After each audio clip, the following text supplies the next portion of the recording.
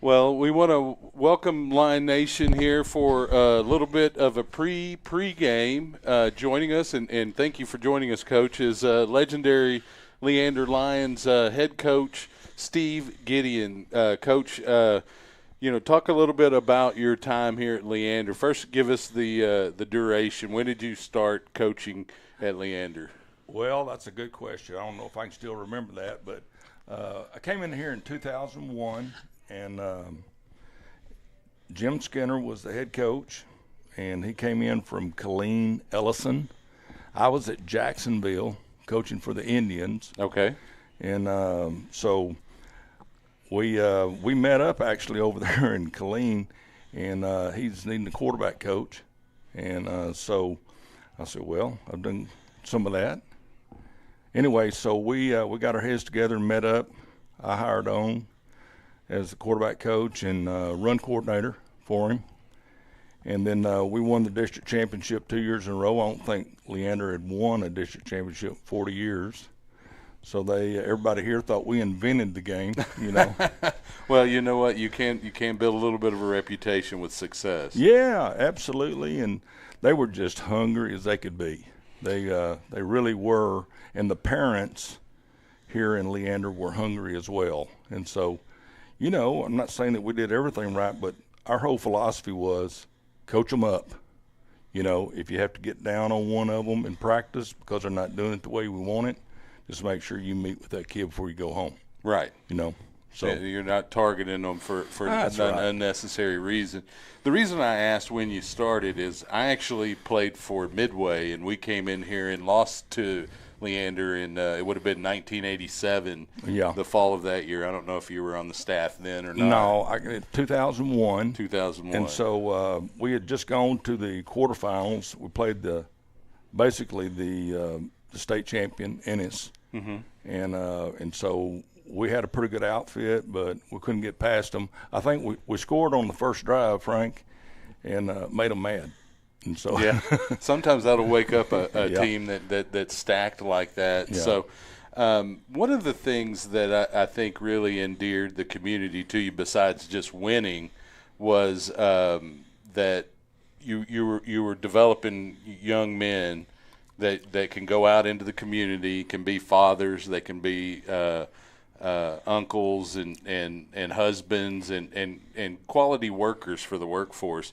Talk a little bit about the relationships that you had with the players over the years and how important it is to really, because if you think about it, parents, especially when they get up into high school, the kids spend a lot more time with their coaches than they do with their parents. That is really true, and it's been true since the very beginning. I think a lot of us, and I was probably included in that group, when you first start coaching, you really don't know the depth of it. Mm-hmm.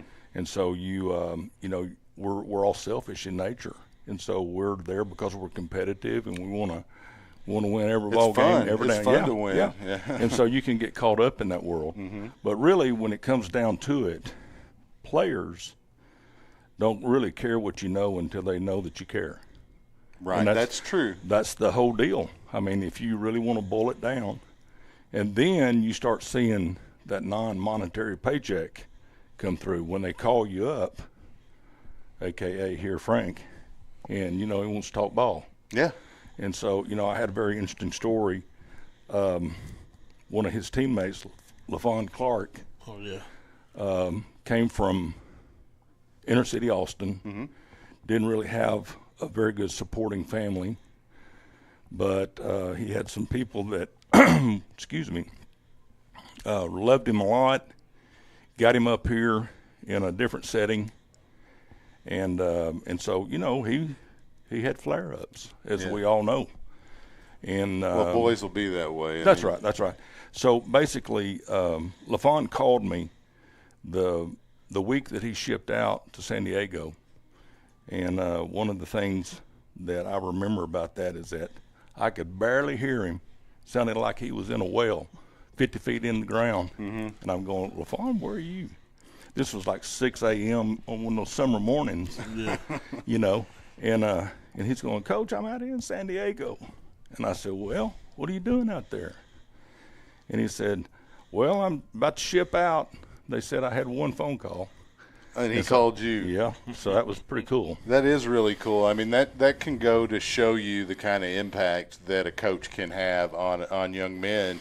And really, in today's society, it's even more difficult to impart those kinds of qualities that young men need to have as they lead their communities, lead their families and their churches and things like that. That's right. So it's it's one of the things that, coaching, especially at the high school level, even all the way up to the head coach and administrators, they're not paid enough for the amount of hours that they put in, especially during the season and during the off season. I mean, if you think about the 16-hour days that you're putting in on a regular basis, and you divide your salary by all of those 16-hour days, suddenly you're not making that much of an hourly wage. It doesn't look quite as impressive. Well, and really it's not, but that's the thing that I was talking about just a moment ago. That's when all of the passion kicks in about why you're really here. When you go home at night, you're not just studying about how to beat the other team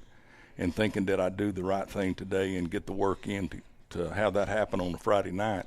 But we've got 10,000 other things that are going on here with these team members, and that's the most important thing. Right.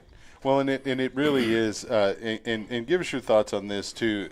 Oftentimes you hear about teams describing their teammates as brothers, like in a familial or a family sense. So, talk about your experience with that, because families, they get along, but they also fight with each other. Oh, yeah. But when someone attacks a family member, then the so to speak, the wagons are circled and they're ready to defend that family member. Well, that's what you're hoping to fashion, right?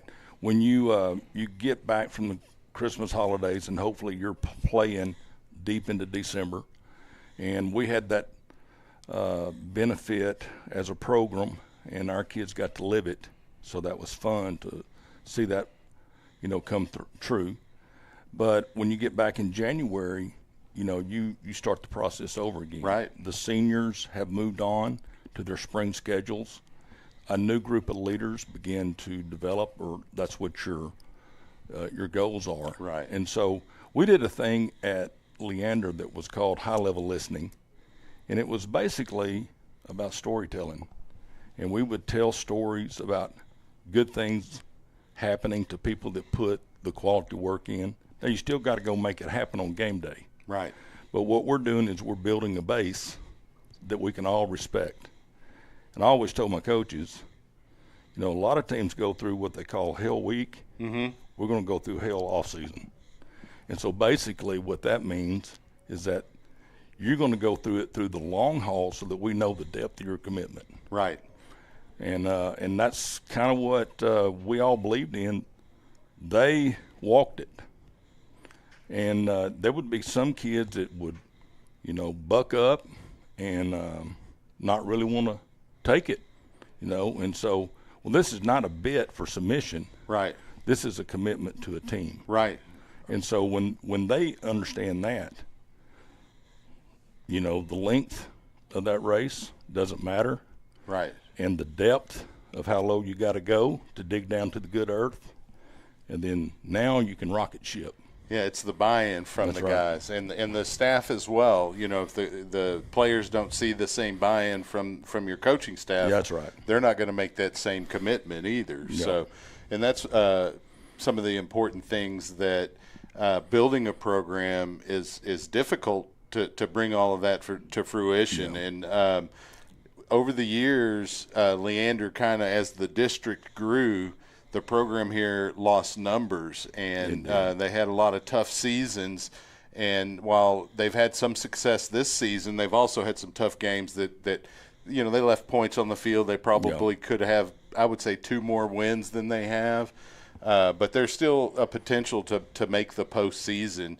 And it'll be the first time since, I believe, 2012 or I think it was 2012 or 2013. Yeah, that's right. And, that's a good 10 years. I mean, it's not as long as it's been since the Cowboys made an appearance in the Super Bowl. But, it's still at the high school level. It's very difficult because and you mentioned it, you're overturning a new group of kids every year, and you're bringing in a whole new set of kids.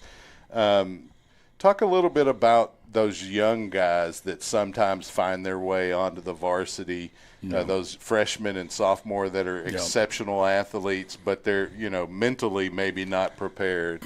Well, you're going to have all types, right? And so you can't have a program and you can't build a team without the kids that's going to help you prepare for what's about to happen on a Friday night. So you got to have numbers. If you don't have buy-in from the least athlete all the way to the top athlete and the bulk of everything in between, then you're really just running, a ship with no hull. Right. It's going to sink at some point in time. So the bottom line is that you promote for numbers. You make it hard for them to quit when it gets tough because of what you have previously already put in. Mm-hmm.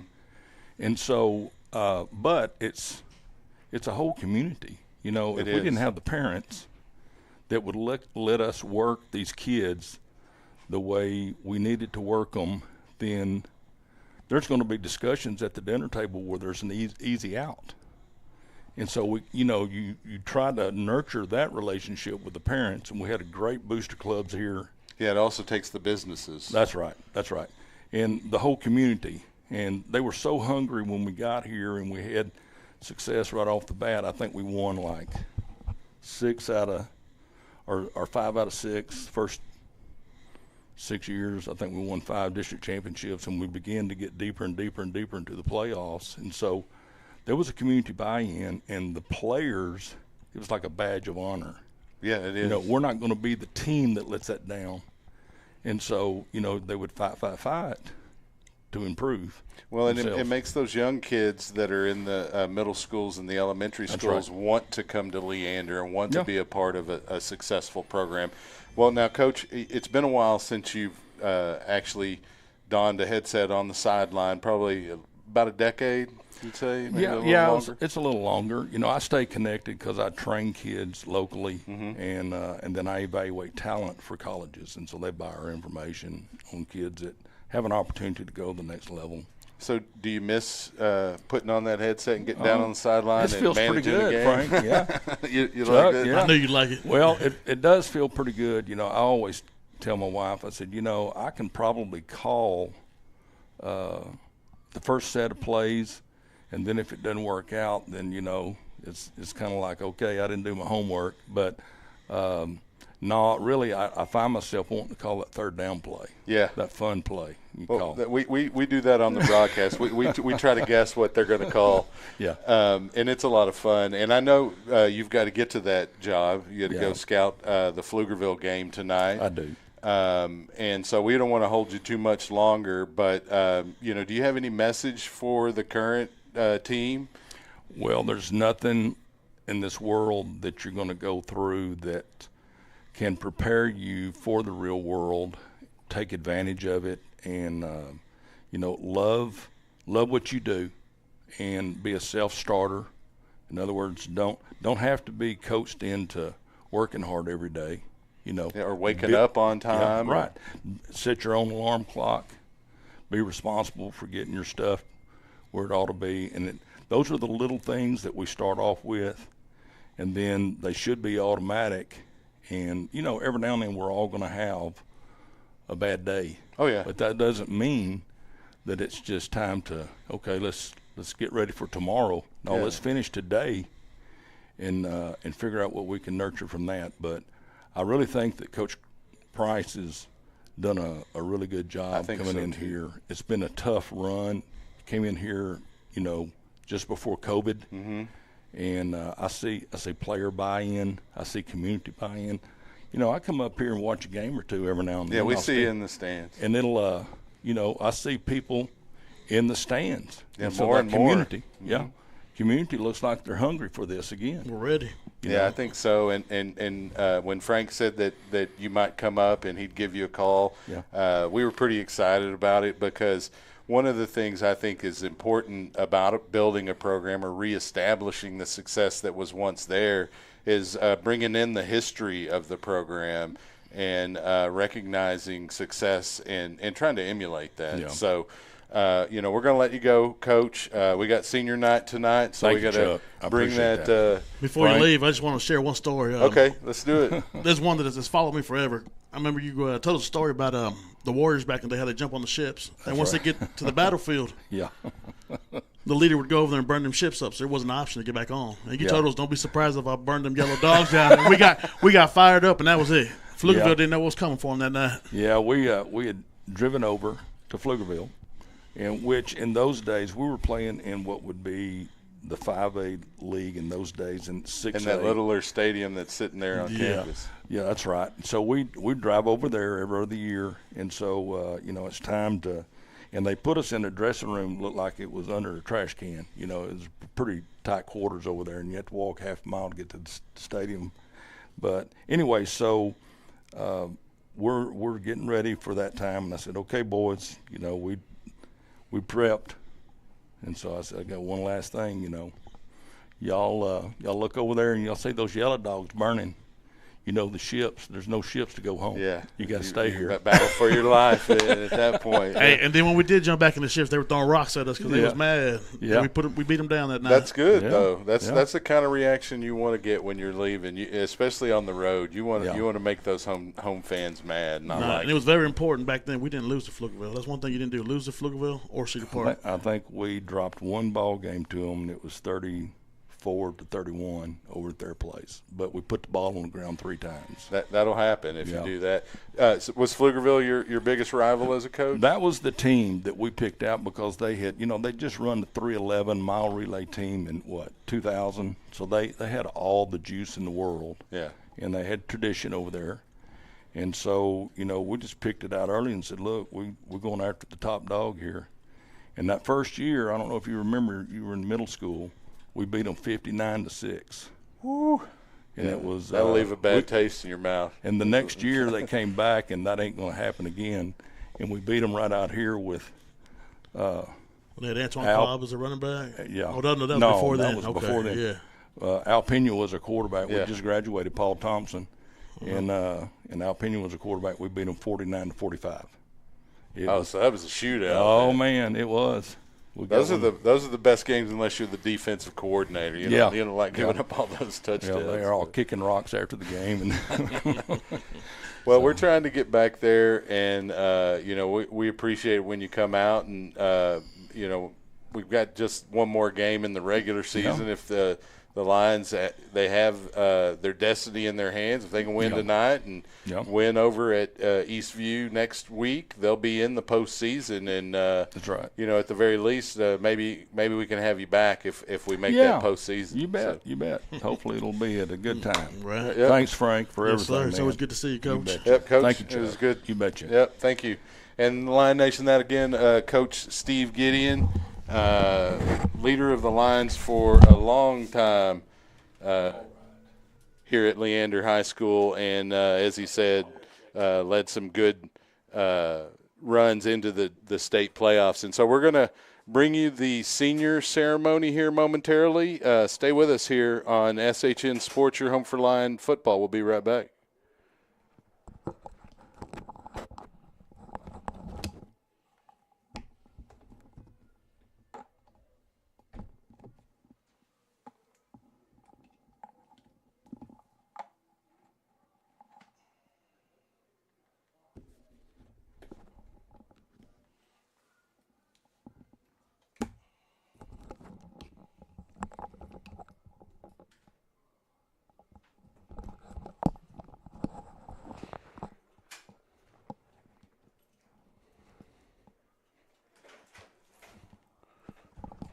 We can talk. We ran a mic outside. We got an interview with Coach Gideon. Something's picking me up.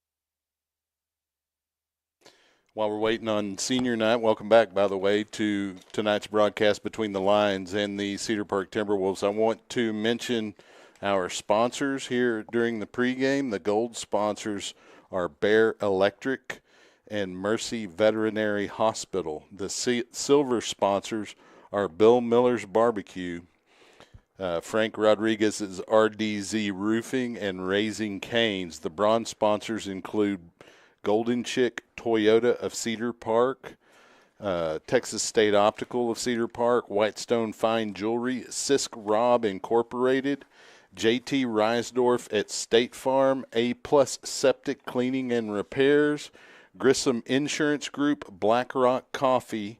The Roll Pride sponsors are MLD Services, Modern Shade, and Milo Aquatics. And other sponsors in a variety of ways, including hosting podcasts on site, include Quality Moving and Storage, digdwell.com, Thrifty Goat Graphics, Leander 123, Cedar Park Law, Wyndham Roofing, Pigpen Cycles, Baldy's Jeep Shop, Walks It To You, Brooklyn Heights Pizzeria, Guaco Taco, Lucky Rabbit, and our most recent podcast host, the Community Blessing Outreach at Leander High School. We want to thank all those sponsors for their commitment. And if you were able to listen to Coach Gideon's interview, that's one of the things he mentioned is the community buy-in in terms of a successful program. And so if you can support those businesses who, make an effort to support the Lion football program, then I encourage you to do so. And we're about 50 minutes away from the kickoff, but as I said, we're going to have the senior ceremony here momentarily. I think we're about we're still a little bit away from that. That I think they're going to start at 6:20. So we're about 9 or 10 minutes away. We're going to take just a quick break. We'll leave the stream on. Just if you hear no noise, that's because we're on a break. We'll be right back.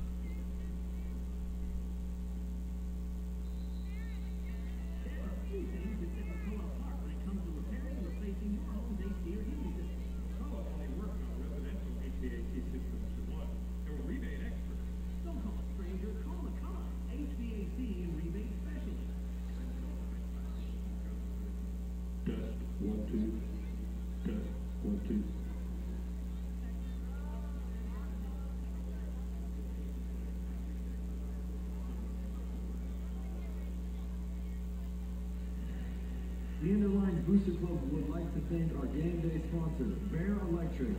When you think of Generac generators or any electrical needs, think Bear. Bear Electric and Generac. Bear Electric, proud sponsor of the Leander Lions football team. Go Lions!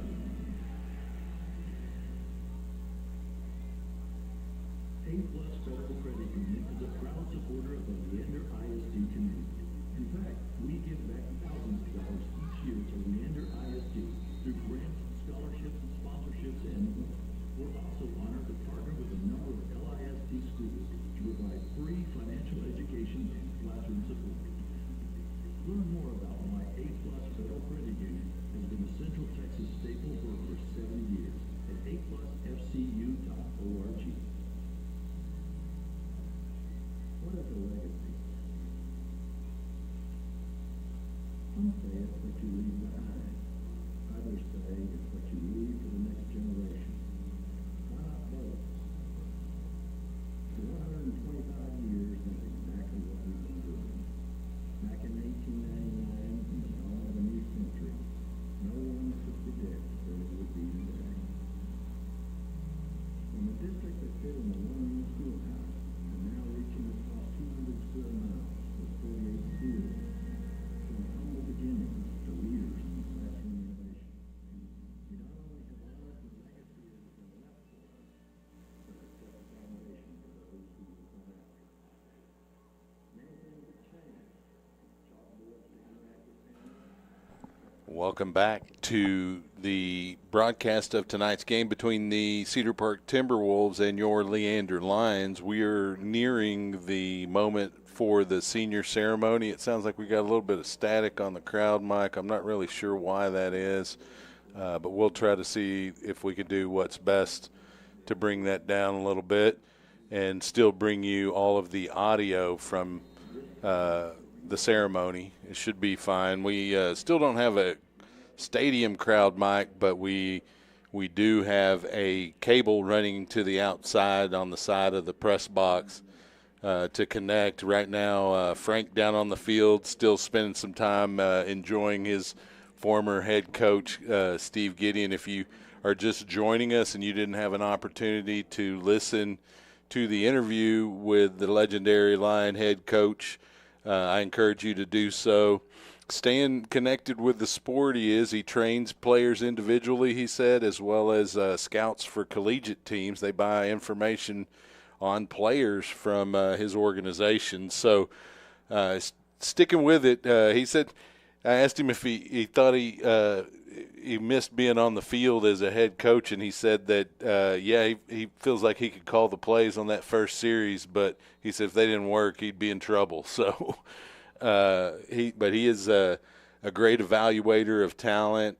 We've had a few players that played for him make their way into the NFL and several more in Division I, Division II, and Division III college athletics in football programs across the country. And so it was a real honor to have a few minutes to talk to him. And, I encourage you, if you didn't have an opportunity to watch it, that you go back and watch it. It's at the very beginning of the stream. And, once you get through the initial stream starting soon graphic, and then from there it is directly to the coach's interview. And again, we want to thank Coach Gideon for coming out, and for Frank to call his coach. He had told some good stories about the relationships between coaches and players that are built through, essentially the fire that you go through in a season of football. And it's something that's very unique. He mentioned it. It's really a microcosm of your life. You learn how to work with others. You learn how to treat others. You learn how to work hard. You learn how to be responsible, and you learn to execute.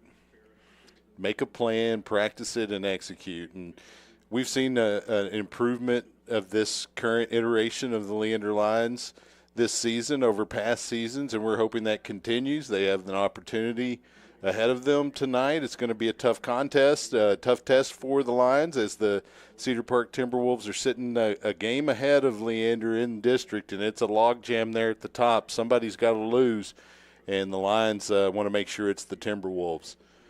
We're about the time that was originally scheduled to begin senior night, but, they always build in a couple of extra minutes in case there are delays. Obviously, parents, you want to be here for your child on their senior celebration game, but parents also have to work. And anyone who lives in this area knows that if you work till 5 on a Friday, it's tough to get out here by 6:20 especially if you work downtown or South Austin, like Juan just said.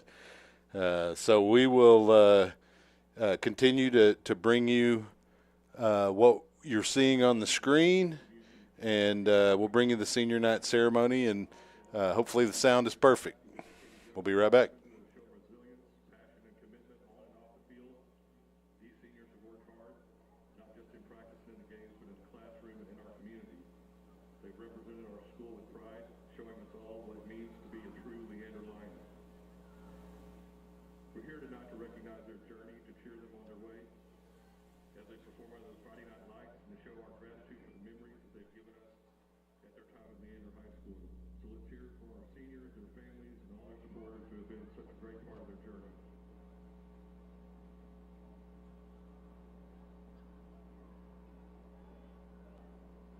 Now please welcome to the field the senior class 2025 cheerleaders. First we recognize Emily Grissom. Emily is escorted by her parents Matt and Heather, as well as her brothers Matthew and Mark. Emily is a 3-year varsity member of the cheer team, 4-year All-American, is currently serving as the team's captain. Emily is a varsity baseball stat girl, varsity track member, part of the PALS program also. She's also a member of the Level 5 All-Star cheer team. After high school, Emily plans to attend and cheer at the University of Oklahoma, where she will study elementary education. Next, Ava Perrin. Ava is escorted by her parents, Lindsay and Chris. Ava is a 3-year varsity member of the cheer team. Ava is also a member of the Avid and runs her own coffee business called Sunsets. After high school, Ava plans to attend college while being an entrepreneur and expanding her business.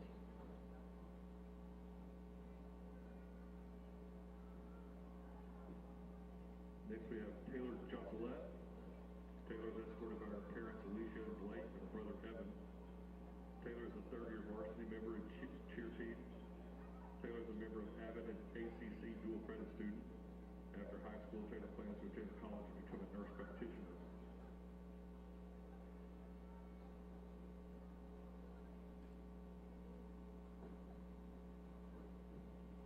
Next we have Deborah Madden. Deborah is escorted by her parents Beth and Todd. Deborah is a 3-year varsity member of the cheer program, is an All-American cheerleader. Deborah is also a member of NHS, Student Council, POM Committee, National Society of High School Scholars. After high school, Deborah plans on attending the University of Texas at Austin and majoring in engineering.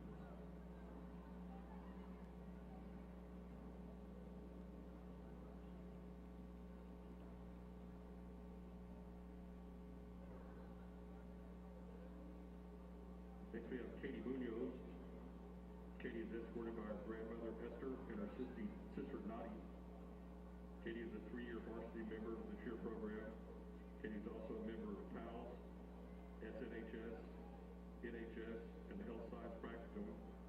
After high school, Katie plans to attend Texas Tech with an ultimate goal of becoming a Bachelor of Science in Nursing.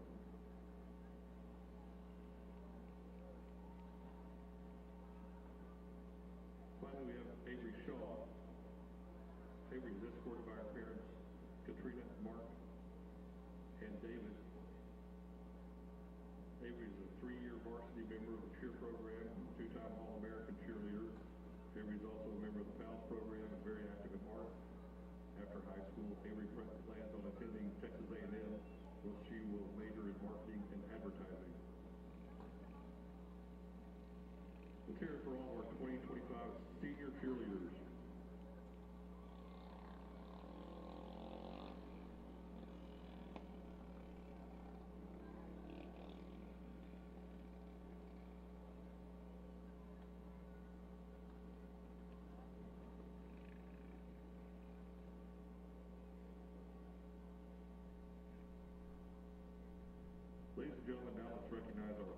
seniors. First up, number 0, E.J. Hargrave. E.J. is escorted by his mother, his brother, and his father. After high school, E.J. plans on going to college and becoming a personal trainer. E.J.'s favorite football memory was defeating Georgetown earlier this year.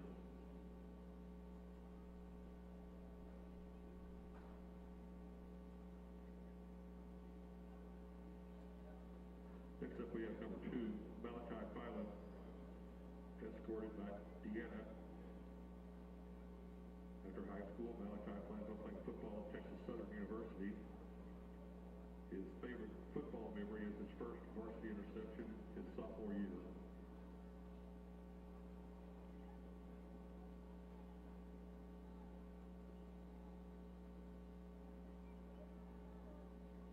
Next we have number 3, Logan Mitchell, escorted by his father, his mother, and his stepmother. His father, Jordy Mitchell, his mother, Kendall, and his stepmom, Dana Mitchell. After high school, he plans to go to Paris Junior College to play baseball. His favorite football memory was beating Georgetown this year at homecoming.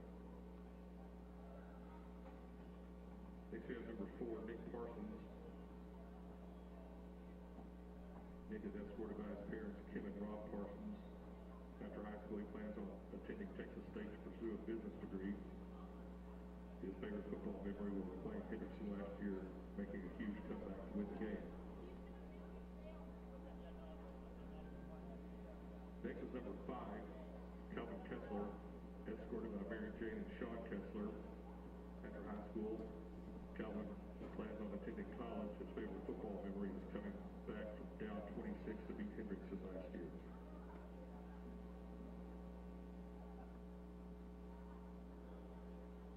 Next is number 7, River Hom, escorted by Sean, Michelle Evans. After high school, River plans on majoring in finance at Montana State University. His favorite football memory is the bonds he's made with his teammates here at Leander.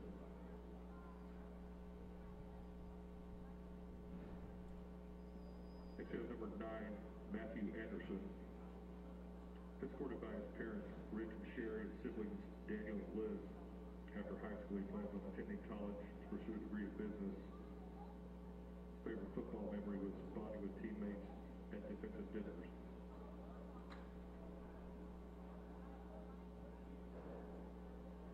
Next is number 11, Garrett Pikes, escorted by his father, Derek, and his mother, Tara. After high school, he plans to attend college and play football. His favorite football memory was beating Georgetown on homecoming this year.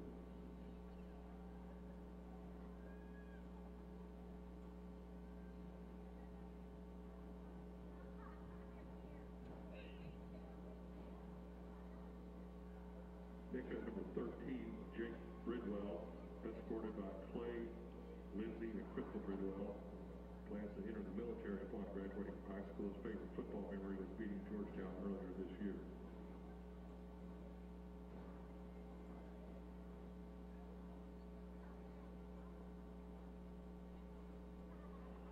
Next we have number 15, Isaiah Conley, escorted by his mother, Renee, and his grandfather, John.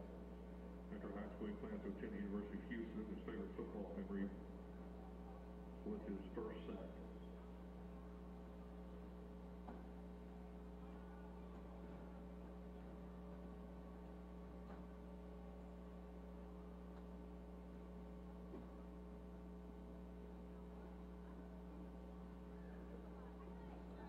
Next we have number 17, Travian Gordon, escorted by his mother Patricia and his brother Tamarian. His plans after high school are to go to trade school. His favorite football memory was beating Georgetown, and the whole locker room was celebrating after the win.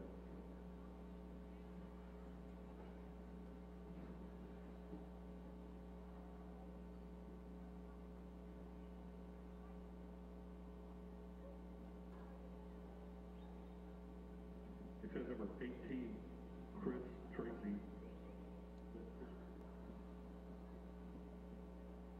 escorted by Paul Tracy and Donna Tracy. After high school, he plans to major in construction management with Stephen in Boston. His favorite football memory is spending time with teammates at practice.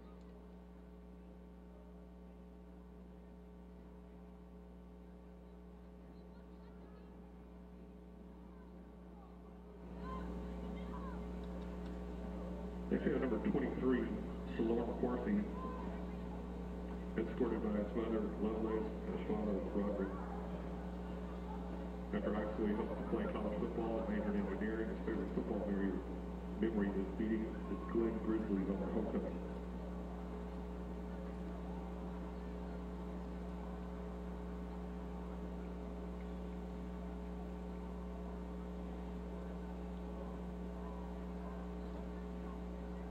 Next at number 38, Robert Flores, escorted by Lori Verdugo and Diane Vanaga. After high school, he plans to go to college and major in criminal justice, become a Texas State Trooper. His favorite football memory was youth football, and they were down by a touchdown, and on fourth down went for it. Got the touchdown and won the game. Throwing the quarterback up in the air and having a good time. Next we have number 43, Brady Leander. Brady is escorted by his mom and dad, Ben and Danielle. After high school, he plans on attending college to pursue a bachelor's degree. His favorite football memory is his first time playing at Bible when he was 6 years old.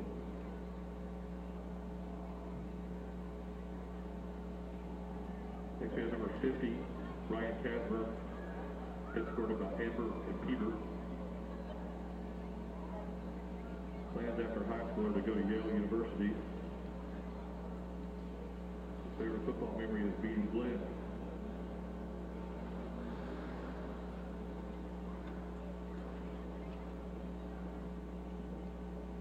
Next we have number 51, Sean Mitchell, escorted by Jessica and Chris Mitchell. Plans after high school are to enlist in the Army, take community college classes.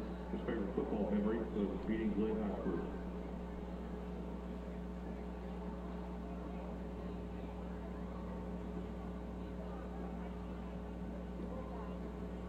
Next we have number 53, Nathan Abrams, escorted by Lori and Jeremy.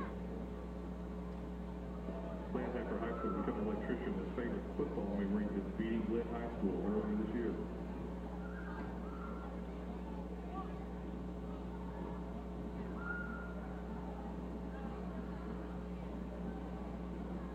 Next we have number 62, Colton Isbell, escorted by his mother, Chelsea Isbell.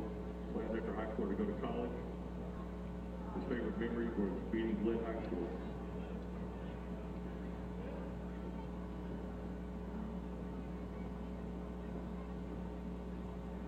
Next we have number 72, Kevin Rivera, escorted by his mom Nicole and dad John Dean. After high school, he plans on enlisting in the United States Air Force. His favorite football memory is the weight room dance battle, where he hit a front flip and shocked his teammates and coaches.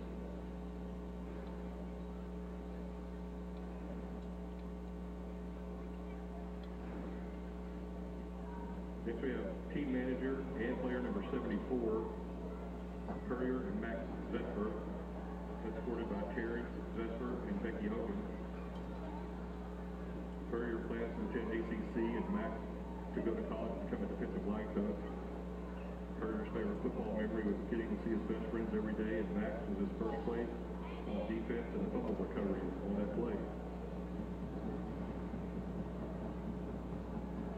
Number 81, Casey Field, escorted by Julian Field.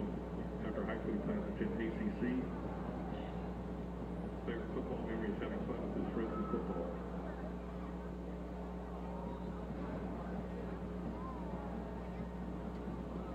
Next we have number 82, James Everard, escorted by Jennifer and James. After high school, he plans on starting a commercial real estate business. His favorite football memory was beating Georgetown.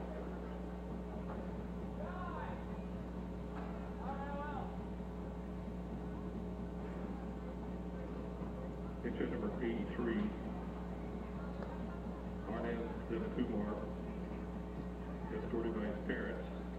Ranjay and Madhukaswan Runjar. Plans to go to computer science in college. His favorite football memory was winning homecoming this year.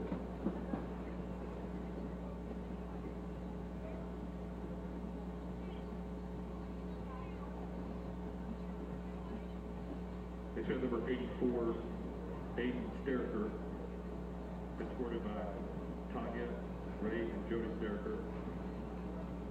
Plans after high school to go to college and study psychology. His favorite football memory was beating Georgetown.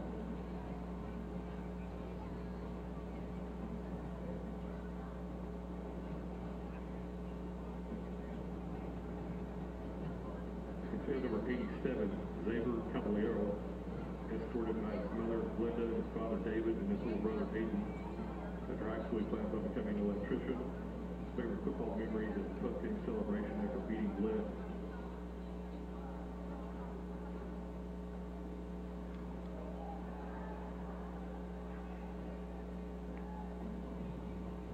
To number 88, Jared Montoya, escorted by Paul Ridley, his dad Sergio, and his sister Mia. After high school, he plans to go to college for a project management degree to get rich. His favorite football memory is winning homecoming this year.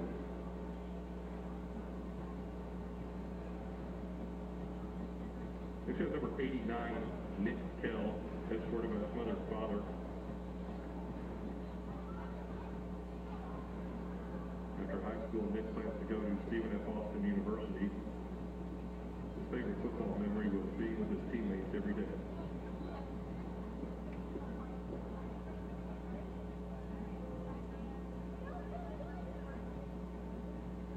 Next we have number 91, Najev Peavy, escorted by Z and Sylvia Arnold. Plans to enter the military after high school. His favorite football memory was strength and bench pressing.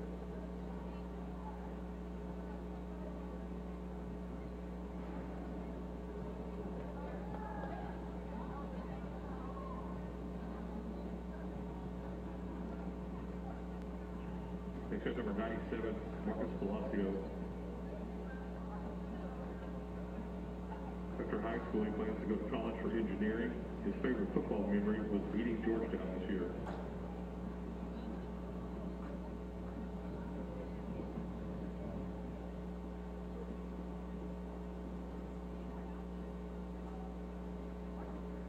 Next up, number 98, Elijah Hurst. Elijah's escorted by Shannon Barnes. After high school, he plans on game development and computer science. His favorite football memory was getting his first touchdown.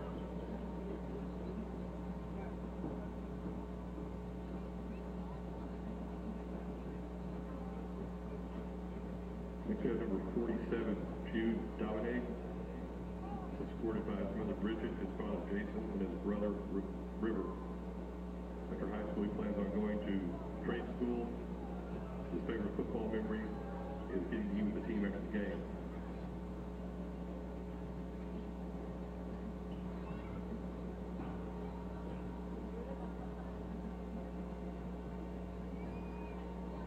Number 47, Jude Dominic, escorted by his mother Bridget, his father Jason, his brother River. Plans on trade school after high school. His favorite football memory was going to with the team after the game.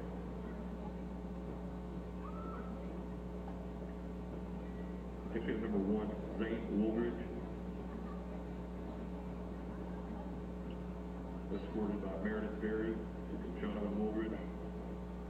Plans for Coxville to play football. His favorite football memory is beating Cedar Park on Senior Night.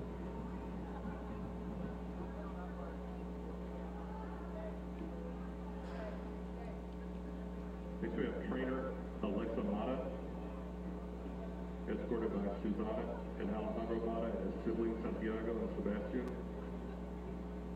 Plans after high school to go to college and start his journey as an OBGYN. Favorite football memory is Friday nights when everyone will get excited and become one on the sideline.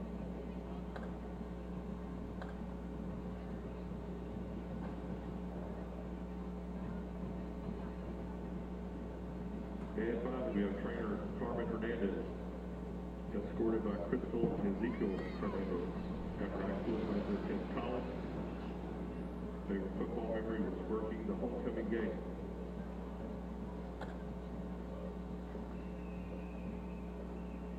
Ladies and gentlemen, let's give a big round of applause to all of our seniors here on senior night. Welcome back. And, of course, that was senior night ceremonies. We apologize that we didn't have that field camera during the entire time. We were having some technical difficulties with it, but we were able to get it working, and we'll be bringing you action from the sidelines as well tonight. So make sure you stay with us here on your home for Lion football. SHN Sports will bring you all of the action. You can see there on the scoreboard we're about 19 and a half minutes away from kickoff, and what purports to be quite a matchup between the visiting Cedar Park Timberwolves, who are tied for first in district play, and your Leander Lions, who are tied for second place in district play. In fact, let's go on ahead and pull up the district standings, if you don't mind there, Juan, and we'll take a look at it real quick. You can see Georgetown, Cedar Park, and Lake Belton all knotted at the top. The Lions, of course, have beaten Georgetown. That's their one loss, but the Lions have lost to Lake Belton, and so that Lake Belton lost to, I believe they lost to Georgetown because they beat Cedar Park 28-21 last Friday. Rouse, Leander tied there in that second spot at 3-2. I guess that technically they're tied for fourth, and following them is next week's opponent, Eastview. So the Lions, while they have their destiny in their hands, they still have a tough road here to try to make the postseason. If they can win tonight, they'll set up an opportunity to not only win the postseason berth, but to also have an opportunity to win district. And it'll probably come down to some tiebreakers depending on how things shake out. Let's look at the matchups in the area as well, Juan. You can see there Lake Belton taking on Georgetown. So two of the teams at the top of the district, one of them is going to drop down into that next tier unless they somehow tie after numerous overtimes. But I don't think there's going to be any ties. So the overtime rules dictate that after two possessions for each team under the overtime rules, you're essentially down to a 2-point conversion contest as each team attempts to score from the 3-yard line. Also playing tonight, Glenn and Colleen Chaparral, both at 2 and 6, looking to climb their way out of the cellar of the district play. And then Eastview taking on the Rouse Raiders, both of them at 4 and 4. And as you recall from last week's broadcast, that Rouse offense is really clicking right now. And so if you're Leander, you kind of want Eastview to win that game if they can. It's going to be a tough game, and I think it'll be tight towards the end. And we'll keep you updated on these scores as well. Getting out of district play but staying in the area, Vista Ridge at 5 and 3 will be taking on the 4 and 4 Hutto Hippos. The Austin Crockett will sitting at 0 and 8 will be taking on the number 6 in state Liberty Hill Panthers, and then Vandergrift at 7 and 1 sitting at number 25 in 6A will take on the 1 and 7 Westwood Warriors. So we'll keep you updated on scores in the area, and it looks like the rain stayed north of us. That was in the forecast. Not good for the lawn or my truck. I was going to wash my truck. My wife talked me out of it, said that there was going to be rain. Well, maybe it'll come tomorrow, but I hope not because I got to drive to Conroe tomorrow. Yeah. The rain's going to be Sunday? Okay. I wanted to put some winter rye down, so I'm hoping that I'll at least have time to do that before the rain comes. So yeah, cold front coming in on Monday. Usually it comes by what do you say, Halloween, but not so fortunate last night as it's been pretty muggy, and I wouldn't even be surprised if we see some cramping tonight because it is pretty sticky out there with the humidity in the atmosphere. You're seeing the Bluebells right now on the field as they're doing their pregame performance here on senior night. The middle schools are here as well. The athletes from the middle schools, Leander Middle School and Running Brushy Middle School night. You know, they have so many different celebrations these days that you don't even have enough home games to fit them all in, so you got to combine them. So you get senior night. In addition to that, it's middle school night, at least middle school football night. Is we saw the middle school players out on the field, so it's an opportunity to show those kids what they have to look forward to in this intense battle. And I'll mention one more time, if you are just now tuning in for the broadcast, we had a special guest to open the broadcast. It'll be way at the beginning, right after the stream starting soon graphic, and it was longtime legendary head coach for the Leander Lions, Steve Gideon. Coached my broadcast partner, Frank Rodriguez, during his time here at Leander, and a lot of success in the program during his tenure. And I recommend you go back and learn a little bit of history about Leander and its football program. He credits the community for success during his time, as well as now. The success that Coach Price is seeing, a lot of that has to do with community support, and we want to continue to encourage that throughout the community. If you can sponsor or do business with the sponsors for the program that we read a little bit earlier, and we'll read a little bit again later, then we recommend it. Some of the middle school players are just now going to the tunnel. They're going to get their own opportunity to run through before this game gets started.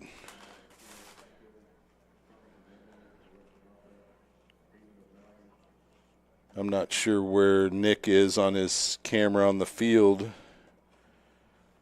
Do you see him, Frank?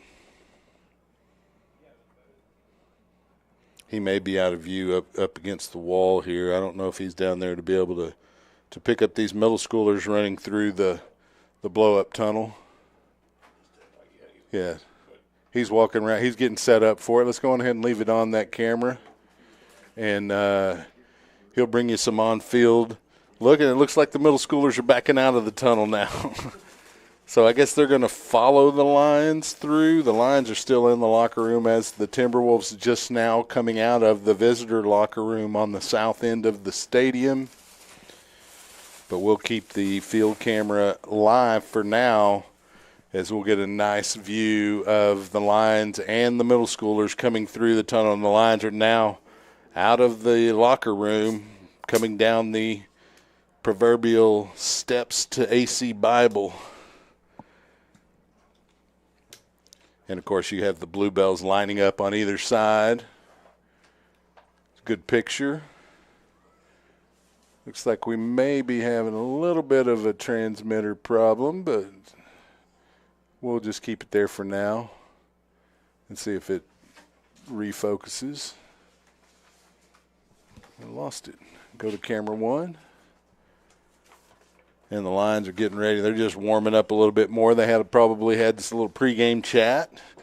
We learned about one of the times when Coach Gideon fired up his team at Pflugerville, the team that had been dominating district when he arrived. And he told this. Again, I recommend you go back and listen to it. But he told the story. Frank brought it up about how. You want to tell the story, Frank? Let's let you tell it. It's about burning them yellow dogs down. So back in the day, when they would go to war, people would get on these ships, and they know they were going to battle. So as soon as they hit land, the general would burn them ships down, so it wasn't an option to take off. Yeah, you couldn't go back and run away and get on that ship. You had to plow forward. So Coach Gideon applied the same concept, just not in a physical manner, but he was letting us know that don't be surprised if you see those buses on fire. There's no coming back home. We're not leaving until we're done.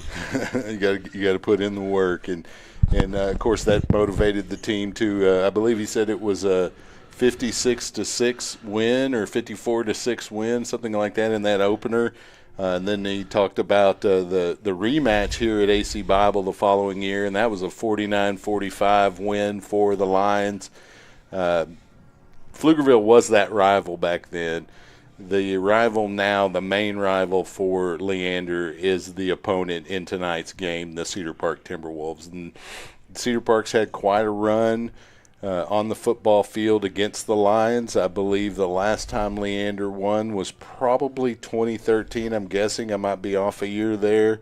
But the opportunity to end that streak is probably as good as it's been in the last 8 years tonight. And so we'll see if this team can keep the mistakes at a minimum, don't turn the football over, stay ahead of the chains, and play effective defense. The Lions' defense has played very well this season. The Cedar Park defense not to the level that we've seen in past years with the Timberwolves, but their offense is pretty good. They have a big running back, and they have a young quarterback, but he's talented. So we'll bring you all that action here momentarily. We're about 9 minutes away from kickoff.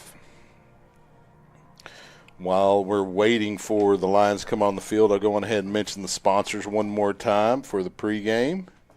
They include Bear Electric, Mercy Veterinary Hospital. Those are your gold sponsors. Your silver sponsors are Bill Miller's Barbecue, RDZ Roofing, and Raising Cane's. Your bronze sponsors are Golden Chick, Toyota of Cedar Park, Texas State Optical, Cedar Park, Whitestone Fine Jewelry, Sisk Robb Incorporated, JT Reisdorf at State Farm. Your Line Pride sponsors are A-Plus Septic Cleaning and Repairs, Grissom Insurance Group, and Black Rock Coffee. And your Roll Pride sponsors include MLD Services, Modern Shade, and Milo Aquatics. Those are the community businesses that have stepped out and contributed to the Lion program. So if you can assist them in any way, maybe you need a roof, call RDZ Roofing. If you need some chicken, then go to Golden Chick, or Bill Miller's has pretty good chicken over there at their barbecue place. So I'd recommend those places. They're working at the table tonight. They're working at the table tonight, handing out free sweet tea. Oh, yeah? Yeah. I like the sweet tea at Golden Chick. I almost have to get the half and half. It's almost too sweet. Yeah. You take it home, water it down, you got a gallon right there. Nothing like drinking some unsweet tea when you think you're about to drink sweet tea. So, but if you know you're going to drink unsweet tea, it's not as bad. But my daughter had her first episode of that. She was like, "Somebody put water in my tea, Dad." Well, and that's just it. Some restaurants they don't sweeten the tea. They just bring you out some unsweetened tea and let you do it. But which always annoys me, because the sugar never blends like it should when it's cold. They need to do that when it's just been brewed. And it looks like the cheerleaders having a little bit of trouble with the sign there as one of the poles came off.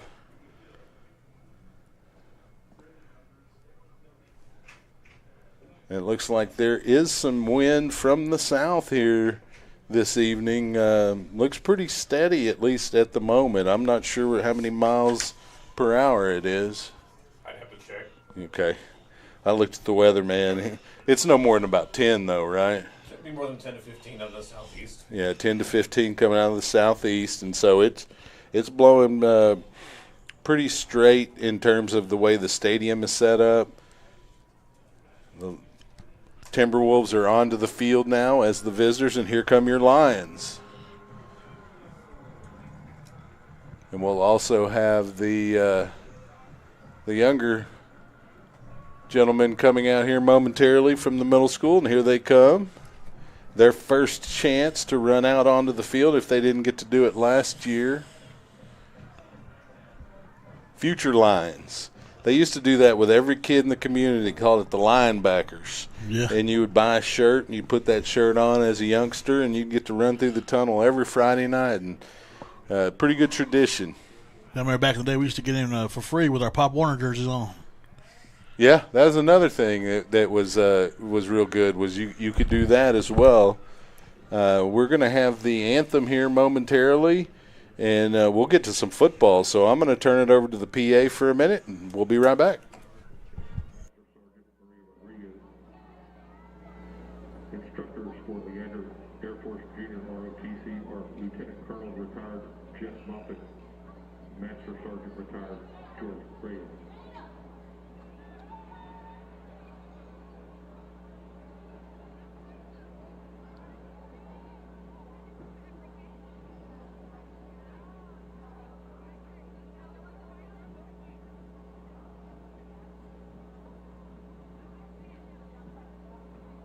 Now, ladies and gentlemen, to honor our country, we're singing of the national anthem by the Lionheart Choir under the direction of Christian Clove.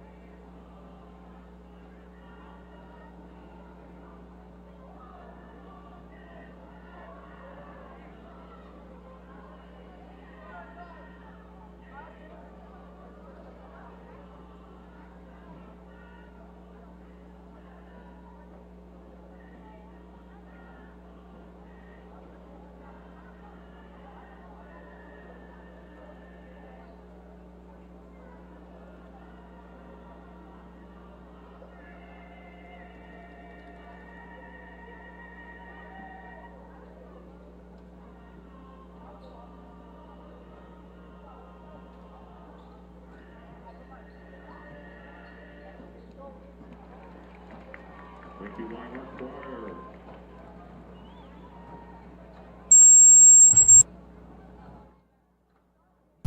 Welcome back to tonight's broadcast. Crowd mic wasn't great there on the national anthem, and I don't know why that is. We've had a little bit of difficulty making it work effectively this season, but for whatever reason, even the stadium crowd mic is broken.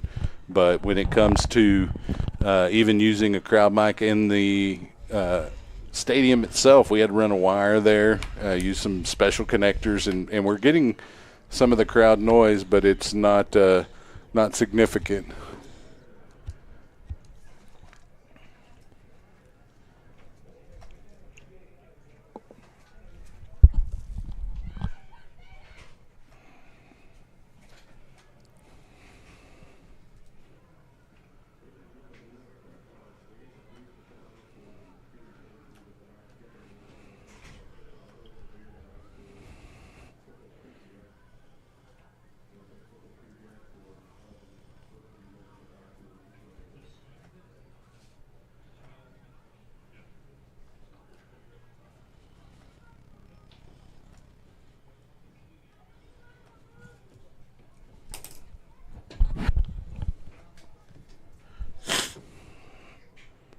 We're having a little trouble with the scoreboard, as you can see there on the stream. We're going to try to fix that as we move forward. We'll keep you updated on what the scores are.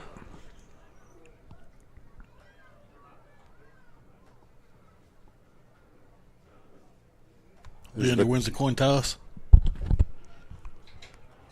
Leander will receive to start the game off.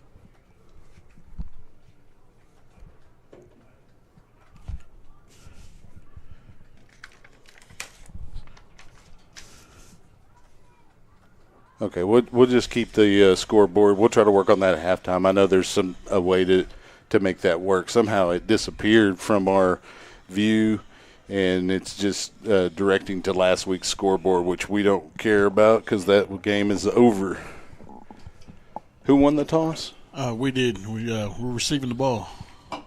So the Lions will start off on offense. They started off on offense last week, had a little bit of trouble. So hopefully they'll get going here early and set the tone.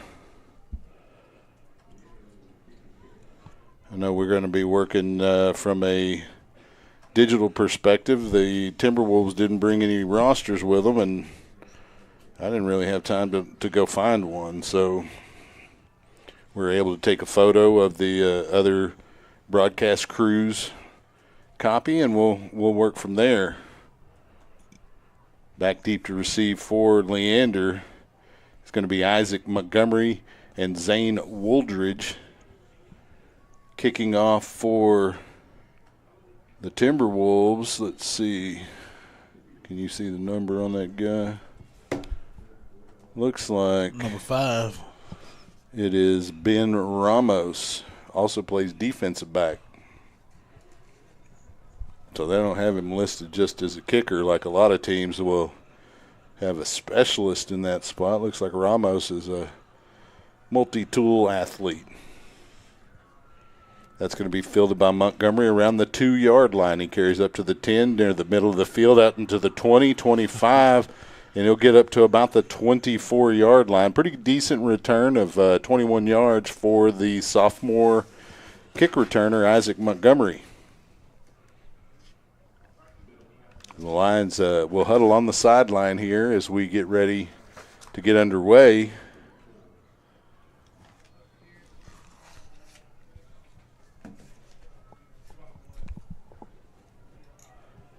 Mitchell with Gordon, the running back. 2 receivers here on the near side of the formation for the Lions as they open. Fake to Gordon, and it's Mitchell in the open, 35-40, and he'll carry it up over the 45 to about the 48-yard line. Nice return or run there by Logan Mitchell. And that was a great block by Pites right there. Yeah, well, he was one of our interviews on Trunk or Treat edition of the podcast this past Wednesday. Great interview. Good kid there, old Garrett Pites.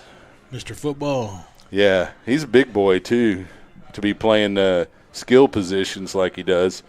Gordon will line up on the right side of Mitchell. They'll bring Wooldridge in motion to the near side of the formation. We have a penalty flag. Look, that'll be a procedure penalty against Leander. It looked like one of the linemen may have moved. Just getting a little excited about moving up on Cedar Park like that. Well, that was a great opening play the Lions ran, but one of the things we talked about they need to do is stay ahead of the chains, and getting pre-snap penalties will put you behind the chains as we see here. It's 1st and 15, 11:24 remaining here. It is a 0-0 score. We lost our scoreboard. We'll fix that during the halftime. They'll bring Wooldridge in motion to the far side of the formation. It's a fake to Gordon. Mitchell throws over Wooldridge's head. Looked like there was a defender in the area, number 22, Hayden Hollander. It'll bring up 2nd down and 15 for Leander.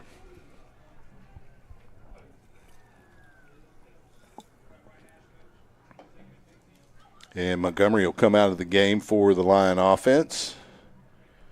And it looks like Hargrave's in for Leander, along with Gordon in the backfield. Mitchell, the quarterback. They'll bring Wooldridge in motion. There's a snap. They're going to hand to Gordon. Nice block by Hargrave. Gordon's in the open midfield over into Cedar Park territory at around the 42, 43-yard line. They're going to mark him at the 44, so he's a yard shy of the line needed for a first down. 3rd down. I mean, that was great right there. You had a pack of lions just blocking for him right there. Yeah, I really like that play. Yeah, there was a hat on a hat. And student body right. 2 receivers here on the near side of the formation. Same backfield for Leander. Gordon on the left side of Mitchell. E.J. Hargrave on the right side. A little bit of an audible, looks like. Wooldridge trying to get the play called. It's 8 seconds on the play clock. There's the snap. They'll hand to Hargrave going the other direction. He spins his way forward for a first down to about the 41-yard line. And the Lions keep the drive alive there on 3rd and short. Basically the same play, just going the other direction. And Hargrave, there was a lot of defensive traffic there, but he did a nice little spin in the hole and was able to lunge forward for a nice gain. Yeah, great momentum right there. He's got a burst of speed that's unmatchable right now. That was pretty quick right there. Yeah, I like that. And it'll be just Gordon now in the backfield with Logan Mitchell. Got two receivers either side of the formation. Montgomery in motion. They'll pitch it on the jet sweep to Montgomery. He's at the 40, 35. He'll pick up the first down and get ridden out of bounds at around the 30-yard line. The Lions with another first down. This time on first down, they get a first down. So you like that. Yeah, you like to see the Cedar Park's being exposed right now for that outside run game. Must have seen some on film. And I mentioned it just pregame that this is not the same level of defense that we've seen from the Timberwolves over the past decade. I mean, they're still good. They're just not as good as the defenses we've seen in the past. And this offense is building some good confidence here on this opening drive as Isaac Montgomery comes from the sideline onto the field. And the Lions will have to call a timeout because the play clock was running down. It took them a little while to get the play called and get it in there. And, that's one of those things that you hope to keep those timeouts in your pocket in case you need them. The first half timeouts, not nearly as important as those end-of-the-game timeouts, but ultimately you don't want to go backwards 5 yards after picking up a first down. Just trying to keep the good drive where it's at right now. I mean, we've got this far with this much time off the clock, and we're looking pretty smooth, so hate to have it messed up on some mishap play or on some forgot call or forgot play or something.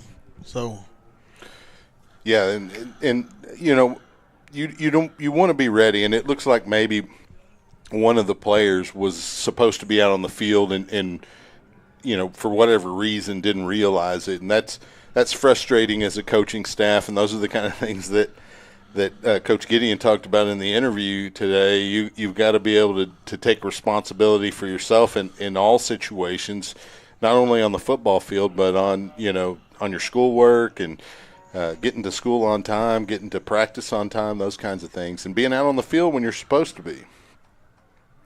1st and 10, Mitchell takes the snap, runs to the left. He's over the 30, spins his way to about the 25-yard line where he's ridden out of bounds. A gain of 5 there on first down for Logan Mitchell on the left side of that offensive line. He got outside, was able to shake one tackler and got spun out of bounds. So 2nd and 5, that's much better than 1st and 15. No, for sure. And they're running the ball good right now. I haven't seen a pass play yet, so I'd be eager to see. Well, there was one pass play, but it was a little bit tall. Okay. And you want to get those butterflies out, and letting Logan run the football is one way to do that. I think we're set up perfect for a nice little Pikes one right here. Mitchell looking to throw, and it's Wooldridge open for a touchdown. A 30-yard strike from Logan Mitchell. Mr. Magic Man himself right there, starting off right. And that shows the speed of Zane Wooldridge, as that defensive back was about 4 yards behind Zane when the pass from Mitchell reached him as he crossed the goal line. So Rene Rodriguez will come in, Aiden Stericker to hold for the point after. The snap is there, the hold is down, The kick is good. And the Lions take an early 7-0 lead. And again, we normally have a scoreboard on the stream, but for whatever reason, it started acting up, and we had to hide it. And I'll try to fix it at halftime, but we'll keep you updated. We never had the game time on the stream anyway, which is probably the most important thing. But it's 9 minutes and 4 seconds remaining here in the first quarter. In case you're wondering, the Lions up 7-0. Yeah, on that last play, Wooldridge had that DB on skates as soon as he came off that line, so that DB didn't know his left from his right, and by the time he figured it out, Wooldridge was gone. So, I mean, he's a great athlete to have on the team. Good old Magic Eraser, Magic Man. So Rodriguez will come out and kick off for Leander.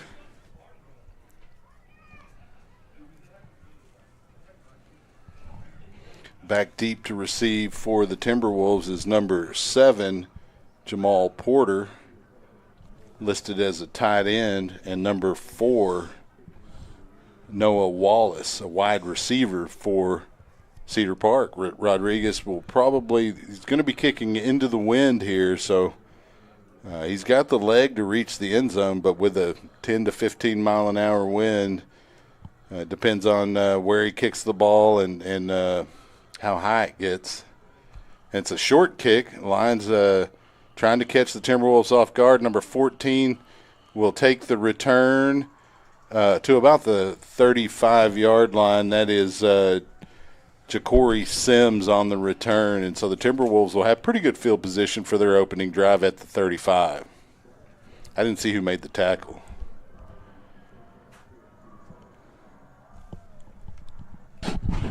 Yeah, sorry, I didn't see it either. 8:59 remaining here in the first quarter. Lions ahead 7-0. Timberwolves will come out and huddle. There's about 13 seconds on the play clock. They break the huddle.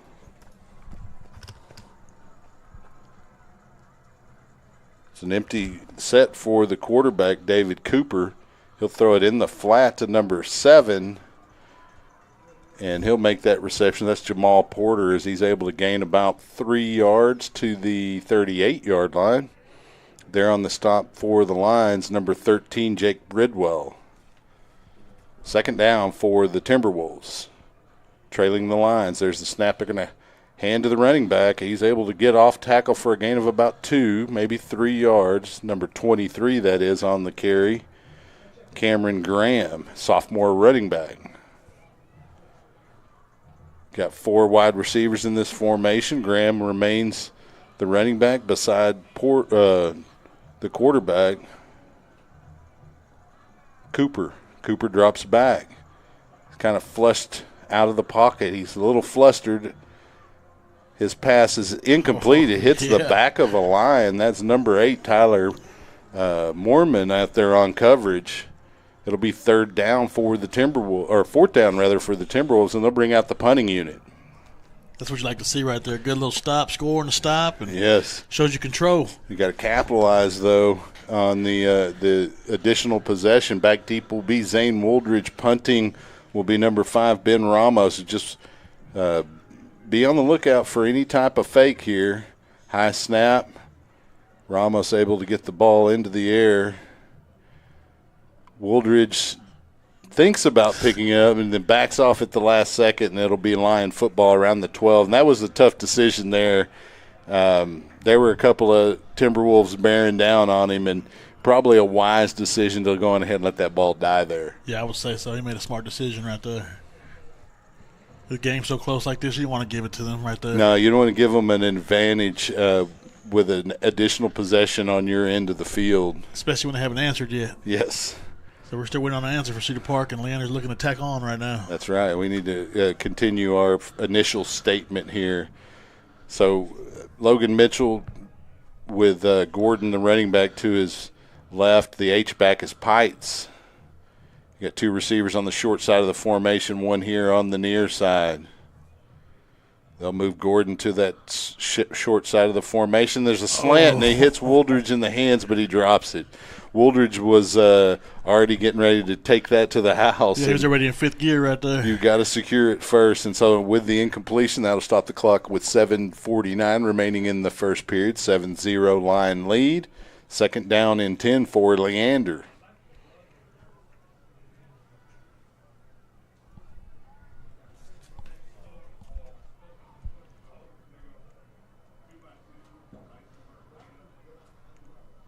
They'll move Gordon to the other side of the formation. There's the snap. It's Mitchell. He's able to stiff arm a defender. He gets it out over the 20, and he lowers his shoulder and picks up the first down at the 24, 25-yard line. That is a way to physically run the football there by the senior quarterback. Oh, number 3 over assaulting some players over here. Yeah, he didn't want to go out of bounds. That's one of those, as a coach, you're like, run out of bounds. And not Logan Mitchell, not on that play. I won't be surprised to see a restraining order after that one. It certainly was a heck of a run there by the senior quarterback. And that's, if you had any butterflies, he's knocked them out after that contact there. Gordon will remain the running back. He'll line up to the left of Logan Mitchell. We have two receivers top of the formation, one here on the near side. Mitchell looking to throw. He's got pressure up the middle. He flings it out to Gordon.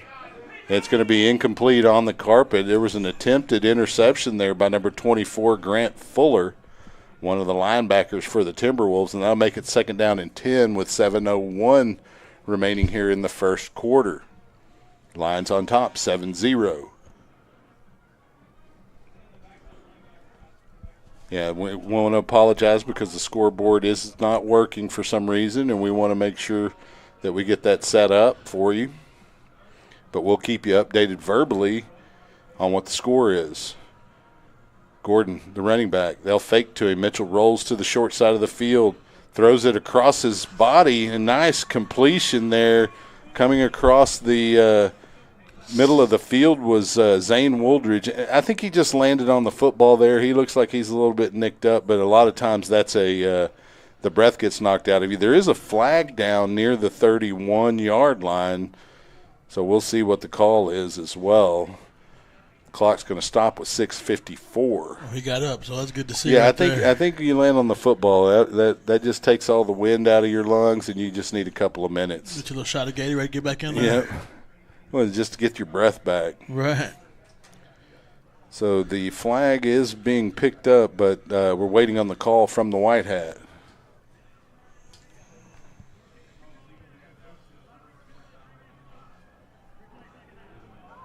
I didn't hear what he said. Illegal man downfield. Okay, so they got one of the linemen got downfield before he was supposed to. It's now 2nd down and 15, 6:54 remaining in the quarter, and the Lions a little bit behind the chains here on 2nd down, but you got 2 downs to try to convert 15 yards. We've seen them move the ball pretty effectively on the ground and so far through the air, although less through the air than on the ground to this point in the game tonight. Gordon will be the running back to the right of Logan Mitchell. Twin receivers either side of the formation. There's a fake to Gordon. Mitchell stays in the pocket, and he almost has a completion. It's a little bit behind Isaac Montgomery, and Montgomery takes a hit as he tries to reach out and grab that football. It looks like he's going to limp off the field there, and we'll bring in Garrett Pites as his replacement. It's 3rd and 15. You know, you just don't want to turn the football over here in this situation. You want to try to convert the 1st down, obviously, but you'll take something less as long as it's not a turnover. Case Schneider into the game for Leander at one of those receiver spots in this group of 3 here on the near side of the formation. Mitchell takes the snap. He rolls to his right, looking downfield. Tries to get number 19, Cade Schneider, on that pass attempt. It's going to fall incomplete, a little bit over his head and out of bounds, and so the Lions will bring the punting unit out, unable to capitalize on getting the initial stop of the Timberwolves, but they'll bring Rene Rodriguez in, see if they can flip the field. Back deep to receive the punt for the Timberwolves is Jamal Porter. Going to need a nice little low drive one on this one. That wind's picked up a little bit. Clock is stopped at 6:24. This game, it's 7-0 Leander. Timberwolves got 10 guys up near the line of scrimmage trying to either make sure the Lions don't try a fake, and it's not going to be a fake. A high punt from Rodriguez. It's going to take a bounce that benefits the Lions into Timberwolf territory at about the 48. So that's about a 32-yard punt. The Timberwolves will have it, their second possession at the 48. Their own 48. Leander has given the Timberwolves pretty good position in their special teams. One on the kickoff after the Lion touchdown and just now on the punt. That one got up into the air, and as we mentioned, there's a breeze, more of a wind from the southeast, about 10 to 15 miles an hour. That'll knock a football down. Cooper takes the snap, rolls to his right. He's going to run. He's got a little bit of a lane. He's able to pick up about 9 yards. It'll make it 2nd and 1 for Cedar Park. Looks like number 5, Calvin Kessler, on the stop for the Lions. And Timberwolves wasting no time getting back to the line of scrimmage. There's the snap. They're going to hand off to the running back. He's going to get wrapped up in the backfield. Number 23 tackled Cameron Graham. That was number 15, Isaiah Connolly. Yeah, dropped him for a loss of 1 there. It's going to make it 3rd down and 2. And see if it's probably 2-down territory for the Timberwolves. Cooper, the quarterback. He caught the Lions off guard. It's a free play for the Timberwolves, and they'll go down the sideline. And there's a little bit of contact there by the defender, which will also be a penalty, but it's better than giving up a touchdown. No, for sure.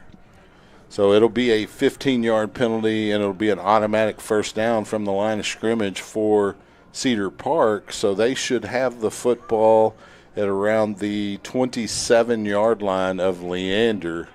Like you said, you hate to see that, but at least it's not a touchdown. So that was a good ball by the quarterback, especially with that wind.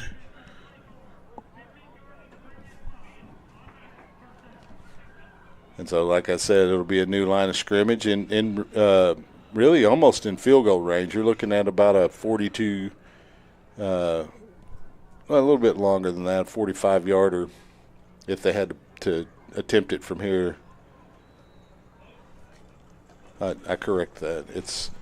It'll be about a 44-yarder, which is a long field goal at the high school level. And that's a handoff to the running back. He's able to shed 1 tackler, but not 2.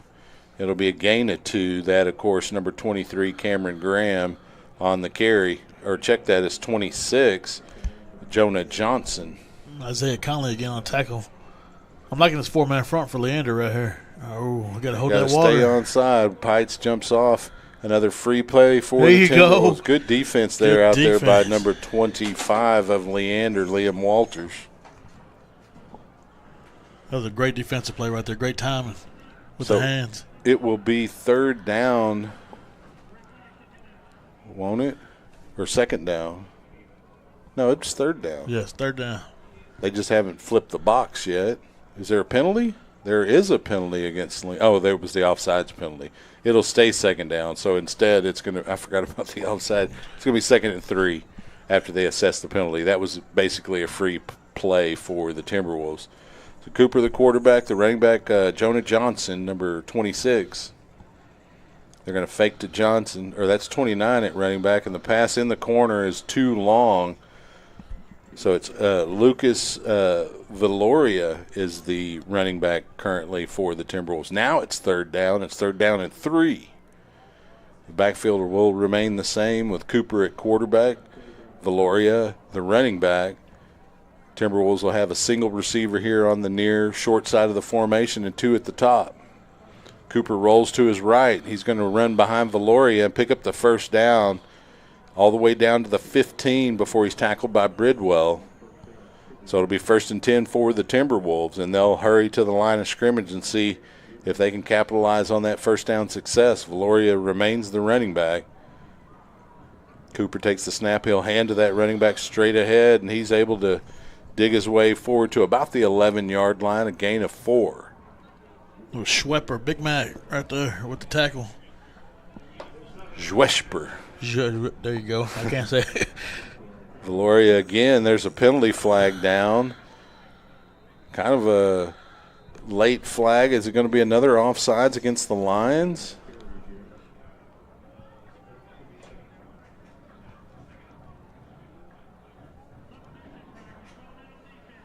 $12 men on the defense. So a substitution penalty that time on the Lions, and they're kind of helping the Timberwolves out here on this, the Timberwolves' second possession of the evening. The Lions lead 7-0 in case you're just joining us. The Lions were able to stop the Timberwolves on their opening possession after scoring their touchdown on their opening possession, but now the Timberwolves in scoring range here around the 7-yard line. Cooper looking to throw. There you go. Batted away there by the Lion defender number 24, Nicholas Winton. That's some great hands by the DBs right there. That's a junior linebacker. Oh, no, junior defensive back. You're right. So they back on the line of scrimmage here, 3rd and short for the Timberwolves. They only need about a half a yard to get a first down. They're going to hand to Valoria, and ball's on the ground. And what is the call? Looks like the Timberwolves were – they said he was down. Okay, so 1st and goal for Cedar Park. Valoria, the running back, next to Cooper. There's the snap. They'll hand straight ahead, and it will be a touchdown. It's now 7-6 with 3:44 remaining here in the first quarter. Timberwolves will come out for the point after attempt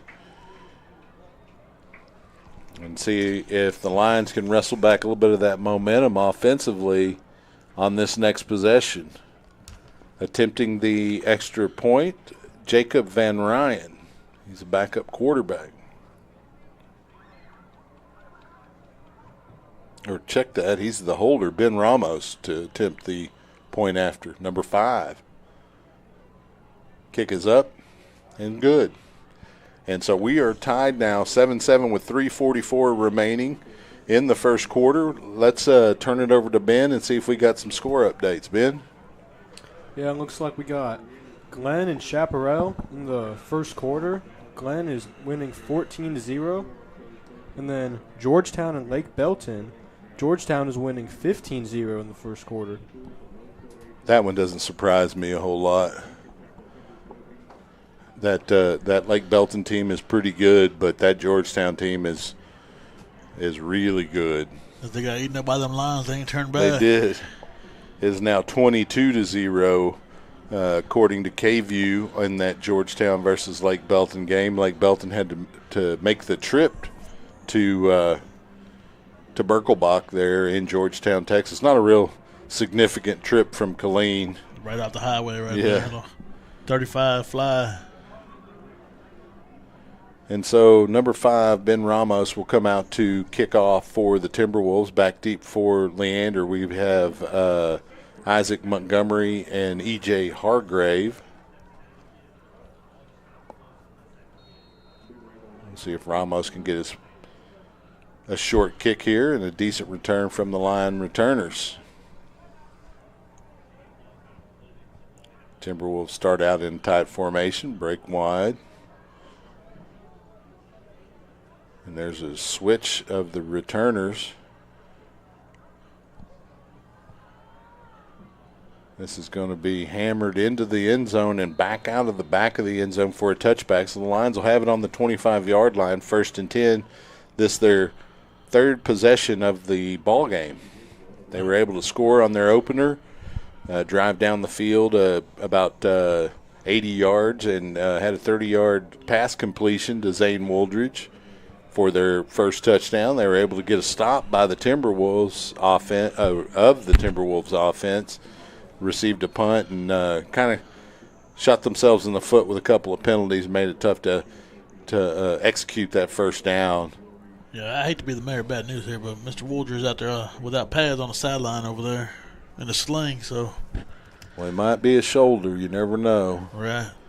Well, you got next man up. Next you got to man have up. that mentality. Empty set for Mitchell. They'll bring Gordon in motion. They'll hand it to him on the jet sweep, and he gets out 25. He cuts up at the 30, down to about the 32 for a gain of 7 yards. Second down. And lean on that run game and that offensive line. They haven't shown they can stop it so far tonight. Hey, when you got Mr. Football blocking like that, why not run right behind him? Yeah, and give him an opportunity with the football as well. It's another empty set. 3 receivers here on the near side of the formation for the Lions. Pite's one of those slot receivers along with Mason Montgomery. Gordon, the other slot, will come in motion to the wide side. They'll hand to Gordon. He picks up a block from Pite's, and he'll spin forward. Timberwolves trying to strip that football, but it's a first down for Leander at the 38. Making the stop for Cedar Park, number 45, Henry Newman. Yeah, it was a good job by Gordon right there, keeping it high and tight, because they were definitely punching at that ball. Yeah, it looked like they got a grip on it, but he was able to hang on. He'll stay in the backfield next to Mitchell on this formation. Up at H-back is Garrett Pites. Jaramillo, the single receiver at the top of the formation for Leander. They'll send Pites in motion. They'll hand to Gordon behind Pites. He'll cut up and carry it to about the 40 for a gain of 2. Tackled there by number 46 of the Timberwolves, and that's Henry Newman. That's his second tackle in as many plays. 2:16 remaining in this tied ball game, 7-7. And that was great vision right there for him to cut it up and get some yards when he was at a loss right there. Lions stay in the huddle here. Play clock at 24 seconds, so they got plenty of time as they break the huddle. Gordon, the running back, next to Mitchell. They'll send Pites in motion. There's a snap. Ball's on the ground as there's a little bit of an exchange issue between Gordon and Mitchell. I don't know if that was a communication issue or and they talk about it there. Loss on the play of about 4 yards, maybe 5 yards, and so the ball back to the 35. The Lions need to get out to the 48-yard line here on third down, so they're looking at about 13 yards. Gordon will stay in the backfield with Mitchell.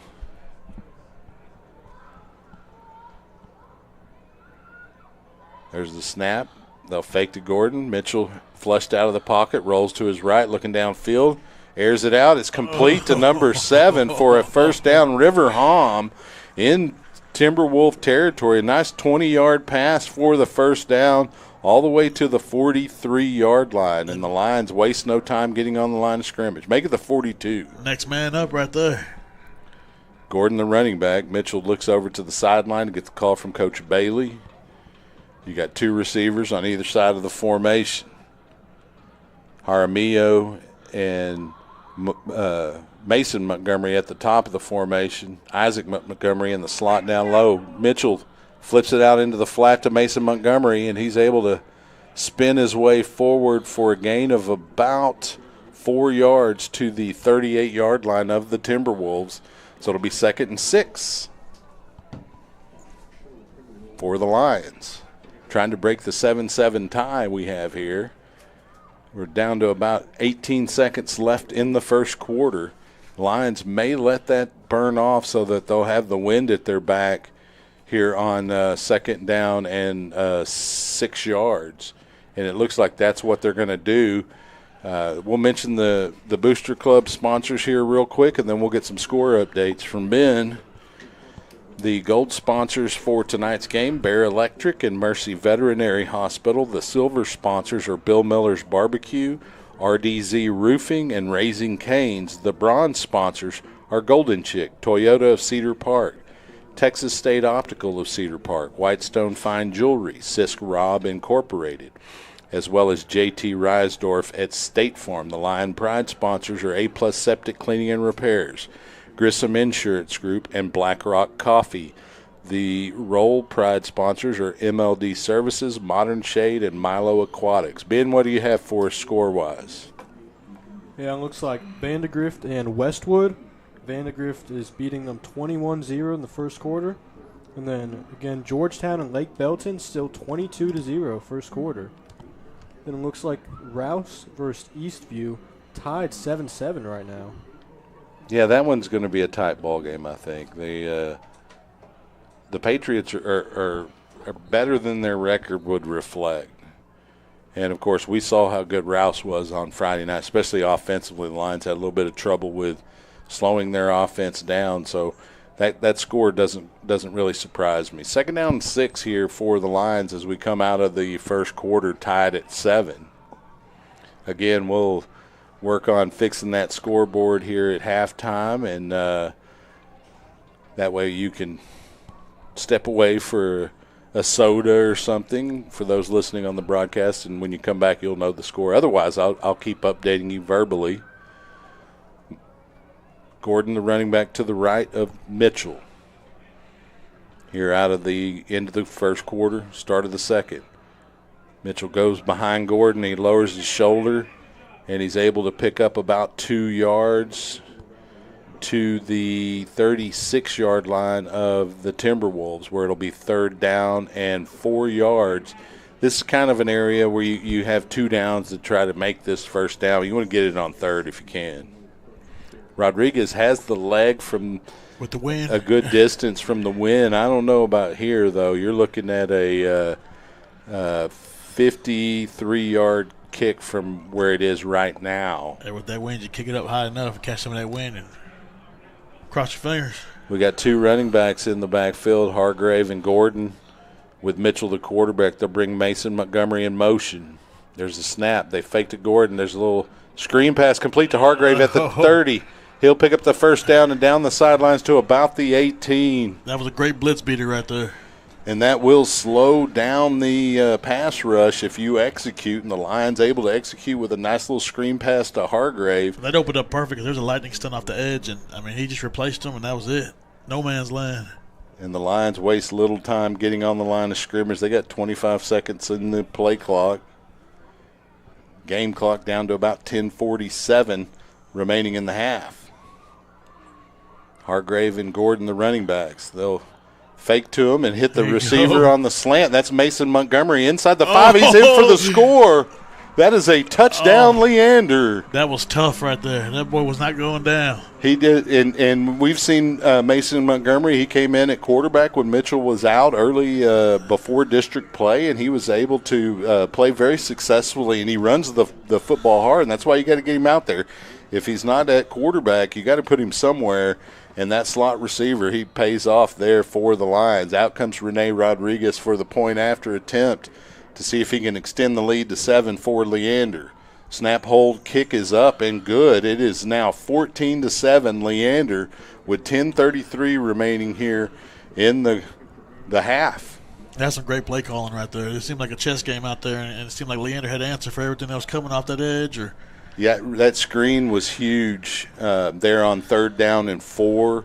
The Timberwolves brought the blitz from that side of the field, and Mitchell recognized it and flipped it over the blitzing defender, the linebacker there, to a wide-open E.J. Hargrave, who took the ball down the sideline. It was a beautiful play, setting up that touchdown there for Mason Montgomery. So Rodriguez will come out here momentarily to kick off. Back deep to receive for Cedar Park is number 4, Noah Wallace, and number 7, Jamal Porter. The Lions taking a little bit of time there on the sideline, and I think that's probably going to give the Timberwolves a little bit of pause, the way the Lions tend to try to use a little bit of trickeration on some of these kickoffs and punts and stuff. And as you can see, the Timberwolves don't have just 5 guys near that 10-yard mark from the football. They have 7, and they'll drop a couple of them back a little bit as the Lions spread it out. And we'll see if it's a short kick or if he's going to go deep. I think with a win like this, just let it go. Yeah, I'd let it fly. I think they were just messing with him. And it is a deep, long kick by Rodriguez, and it bounces in and out of the end zone for the touchback, and it'll give the football to the Timberwolves in their worst starting position of the night, their own 25. But again, Lions on top, 14-7 here.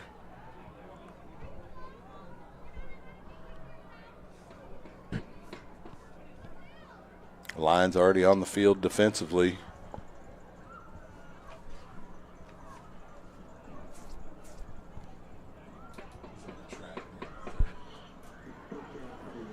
Cooper, the quarterback for the Timberwolves. Takes a snap, drops back. It's a little bubble screen. Oh, he's able to break a tackle. Break a couple of tackles, and the Lions able to finally bring down Jamal Porter. Pretty good play there for the Timberwolves. Could have been a lot scarier than it resulted in. Yeah, he definitely was pretty elusive out there. Cooper will take the snap. He's going to hand to the running back this time. That's number 23, Cameron Graham, and he gets cut down after a gain of about 4. They're going to mark him at the 43-yard line of Cedar Park. That was the other guy we interviewed, Mr. Nicholas Parsons, right there. Cooper will take the snap. He'll roll to his right, and he'll carry the football up near the first down. Looks like he's going to have it. Tackle made by number 25 for Leander, Liam Walters. Running back remains Cameron Graham for the Timberwolves, right next to Cooper. 1st and 10 for Cedar Park. They'll hand to Graham straight ahead, and he kind of slices his way forward for a gain of about 6 yards to the line 45. And there were defenders there. They just didn't bring him down. They'll bring in a an additional running back. Nope, you're going to put him at receiver instead. So Graham remains the running back beside Cooper. They'll bring a man in motion. There's the snap fake to Graham. It's another bubble screen, this time to number 4, Wallace. And he'll have a first down for the Timberwolves inside the 35-yard line at the 34. And so the Timberwolves looking to answer the Lions' second touchdown with their second here tonight. Defense got to find out what to do here, and the Lions are off sides there as they look like they were bringing the kitchen sink on that play. Pites will come in for number 55 for the Lions. And that's Evan Michael. No, check that, Caleb Lemire, rather. So it'll be 1st and 5 from the Leander 29-yard line for the Timberwolves, trailing the Lions by 7.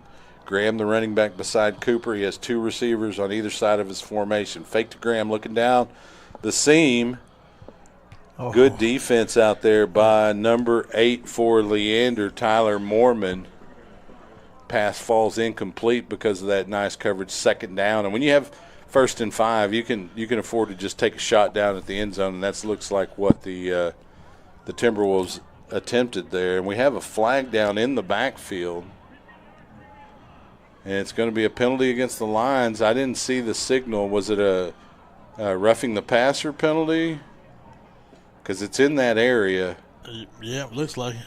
And it is a 15-yard penalty. That's going to push the line of scrimmage for the Timberwolves all the way to the 15. So they're in the red zone, 1st and 10 with 8:34 remaining in the half. They trail the Lions by 7. Graham, the running back, Cooper, the quarterback. They have 3 receivers on the wide side of the formation. A single receiver, but a dangerous one in Noah Wallace here on the narrow side of the formation. They'll hand to Graham straight ahead, and the Lions cut him down quickly. Kessler getting penetration on that play and minimizing that gain to, maybe a yard at most. 2nd down. And they brought up Chase Milne on the line. That was a pretty good tackle right there by him. So we have the same backfield. They move number 7 to an H-back, and that's Porter. They're going to hand to Graham again, and he's not going to get much there on that left side. Another maybe 1-yard gain. The clock moving with 7:55 remaining. It is 3rd and 8, a big opportunity to try to get a stop here, force a field goal attempt if the Lion defense can get a stop. So it will be Graham, the running back, beside Cooper. A single receiver on one side of the formation and 3 over here on the near side. Cooper looking to those 3 receivers. He's got pressure. Get him. He's got pressure. He can't. The ball's ball's out, on the ball's ground. Out. Blue ball. Let me see. Who's got it? It looks like maybe the Timberwolves got it back, and they do, but the football's all the way back to the 24. It is 4th down and a mile. They would need to get to the 5. And this is a pretty long field goal from the 24. You're looking at about a 41-yard attempt here. Against the wind. Against the wind by Ben Ramos. I know that wind got kind of west on us now.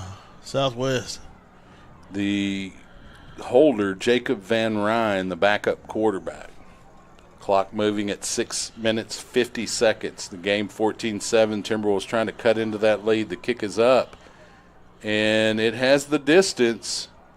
It is good. The score now 14-10 with 6:41 remaining here in the half. The Lion defense did what they needed to do. They got a stop and forced a field goal attempt. And, give credit to Ben Ramos. That's not an easy field goal to make at 41 yards, and he was able to nail that. And he had enough distance to probably get it from another 6-7 yards at least. No, that was pretty good. That's impressive, especially against the wind.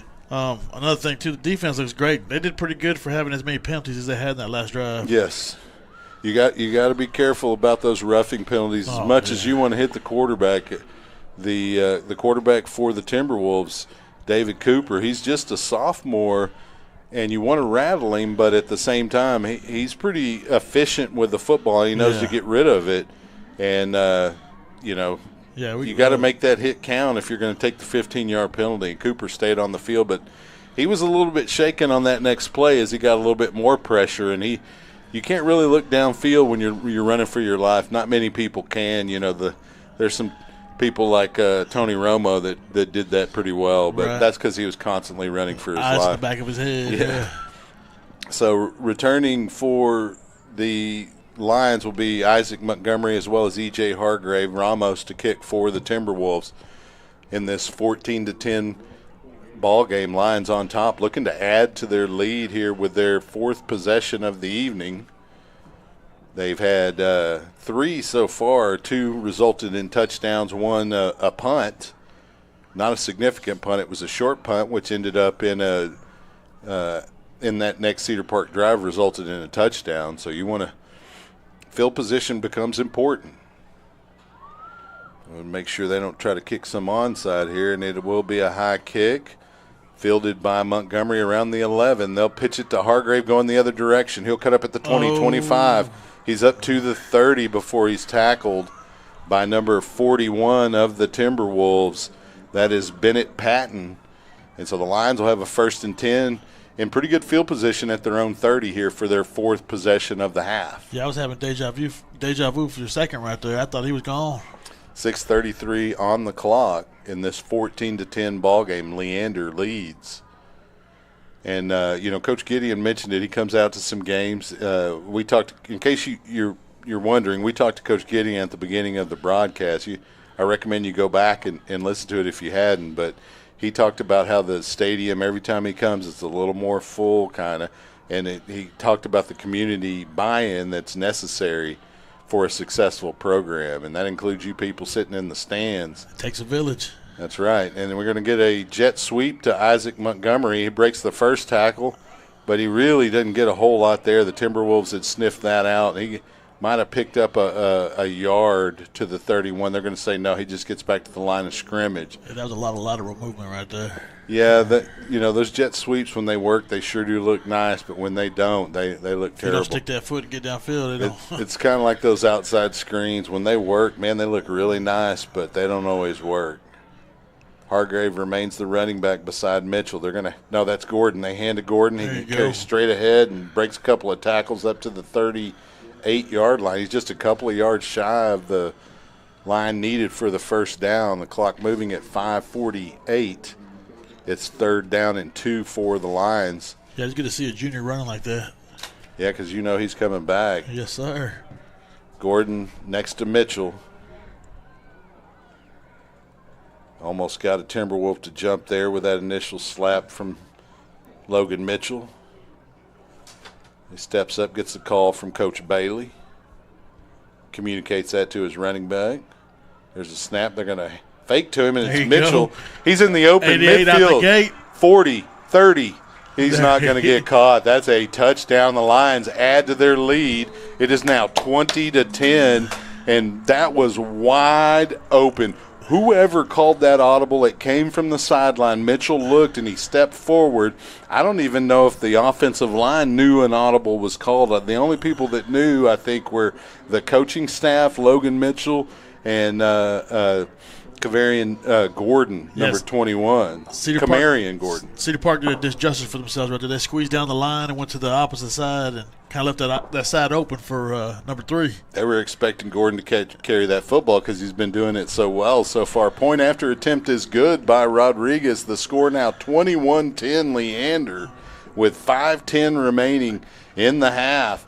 This. Not to get too excited, but you like the momentum, right? It's a long football game. This Timberwolf team is not going to go away. So the Lions' defense needs to continue to play hard, and the offense needs to continue to execute. With Woolridge sideline like that, that's what you need to see right there. Players step up. Number 3 put the team on his back and took him to the end zone. You got some updates for us, Ben, real quick? Yeah, it looks like back with Georgetown and Lake Belton. Georgetown's leading 37-0 in the second quarter. They've been on a tear since they lost to the Lions. I have a nightmare still about it.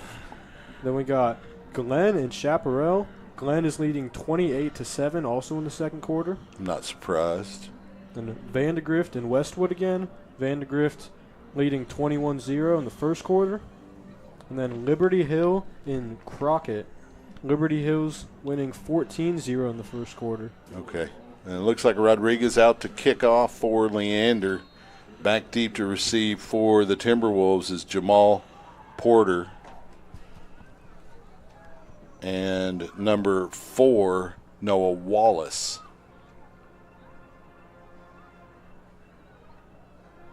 And we'll see if there's going to be a short kick again or if he's going to kick it out of the back here. And it's another deep kick as Rodriguez and the Lions aren't really worried.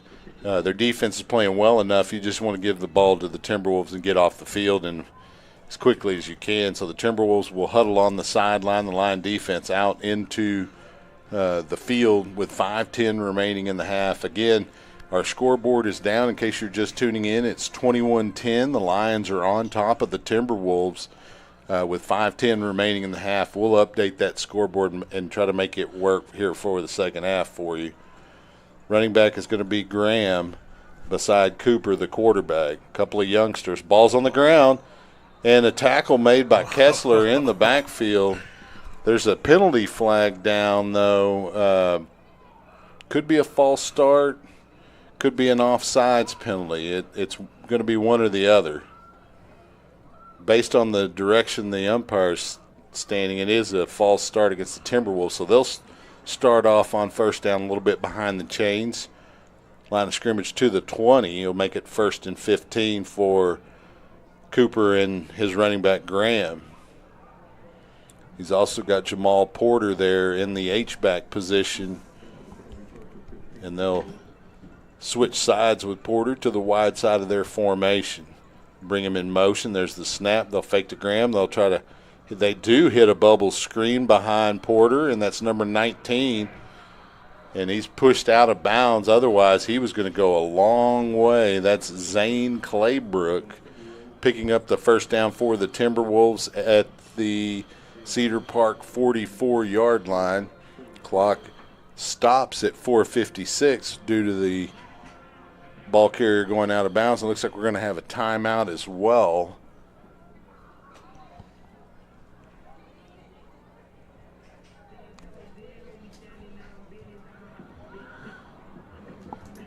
Okay. And, Ben, do we have any other updates? It looks like the Hill Country Christian is on top of John Paul II Guardians 30-0 in the the TAPS division of private school. Vista's still tied at 0 with their opponent. Maynard and McNeil are tied at 0. Lots of zeros on the scoreboards, and we're fortunate this game. Plenty of scoring. Lions have a 21-10 lead. Coming out of the timeout, 4:56 remaining. Graham is the running back next to Cooper for Cedar Park. Lions with a 3-man front here defensively. Lots of linebackers on the field at the moment. They're looking at 5 of them or 4 of them. Otherwise, the rest are DBs. Cooper looking, and the ball's tipped, and it's the same play.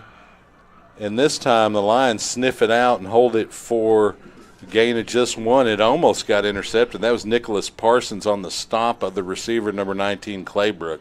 They just went back to the well right immediately, and the Lions were able to stop that for a minimal gain of 2 yards. Graham, the running back beside Cooper. They're going to fake to him. Cooper looking to throw. Pass is complete, and it's going to be a touchdown. That's number 4, Noah Wallace, with an answer with 4:20 remaining in the half. It is now 21-16, and the Timberwolves will bring out the kicking unit to see if they can add the extra point. And that was number 24, had pretty good coverage for the Lions, Nicholas Winton. But he tried to knock the ball. He's a little too early on there. Yeah, out of Wallace's hand, and kind of lost his balance, and Wallace was able to secure the football, and then there was no one there to tackle him. Still solid defense, just a broken play. Yeah, it's going to happen. That's part of the sport, right? High snap, but he's able to get it down, and the point after attempt is good, and it's now 21-17. The Lions will hold a 4-point lead with another opportunity with the football here as we head into the half. The Timberwolves get the football back to open the second half, so you want to try to capitalize if you can here. But like you said, the defense has been playing pretty well, and that's something that can be shorn up. A little bit of a, I don't know that it was the turf monster. He just tried to make a play on the football, and as you said, he was about a half a second to a second too early. Too much momentum going in one direction. He couldn't keep his balance. Couldn't keep them meat hooks on that player. Well, and that's one of the better players for the Timberwolves offense, Noah Wallace. He's also a kick returner in their special team, so we've seen them target him quite a bit, and that's the first big play that he's made this evening. Yeah, he's been averaging 53 yards a game receiving, so you got that one right there on that whole catch right there. When we talked to Coach about it during the Lion Nation podcast on Wednesday, he said that they have 5 receivers that have about the same amount of yards, so they've got plenty of guys to run those routes and make those catches, and so they spread it around a little bit. One of the Lions is lining way up off sides on that kickoff. Okay, he gets back. The decoy play. Yeah. So Ben Ramos out to kick off for the Timberwolves, and we have E.J. Hargrave and Mason Montgomery instead of Isaac Montgomery back this time.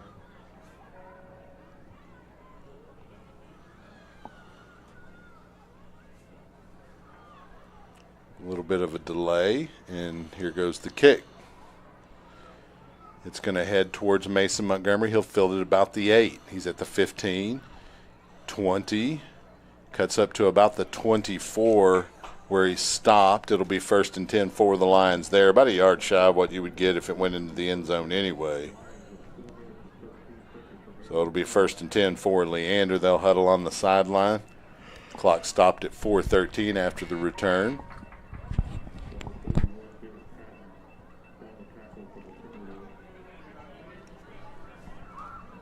Gordon, the running back for Logan Mitchell. He'll have 3 receivers here on the wide side of the formation.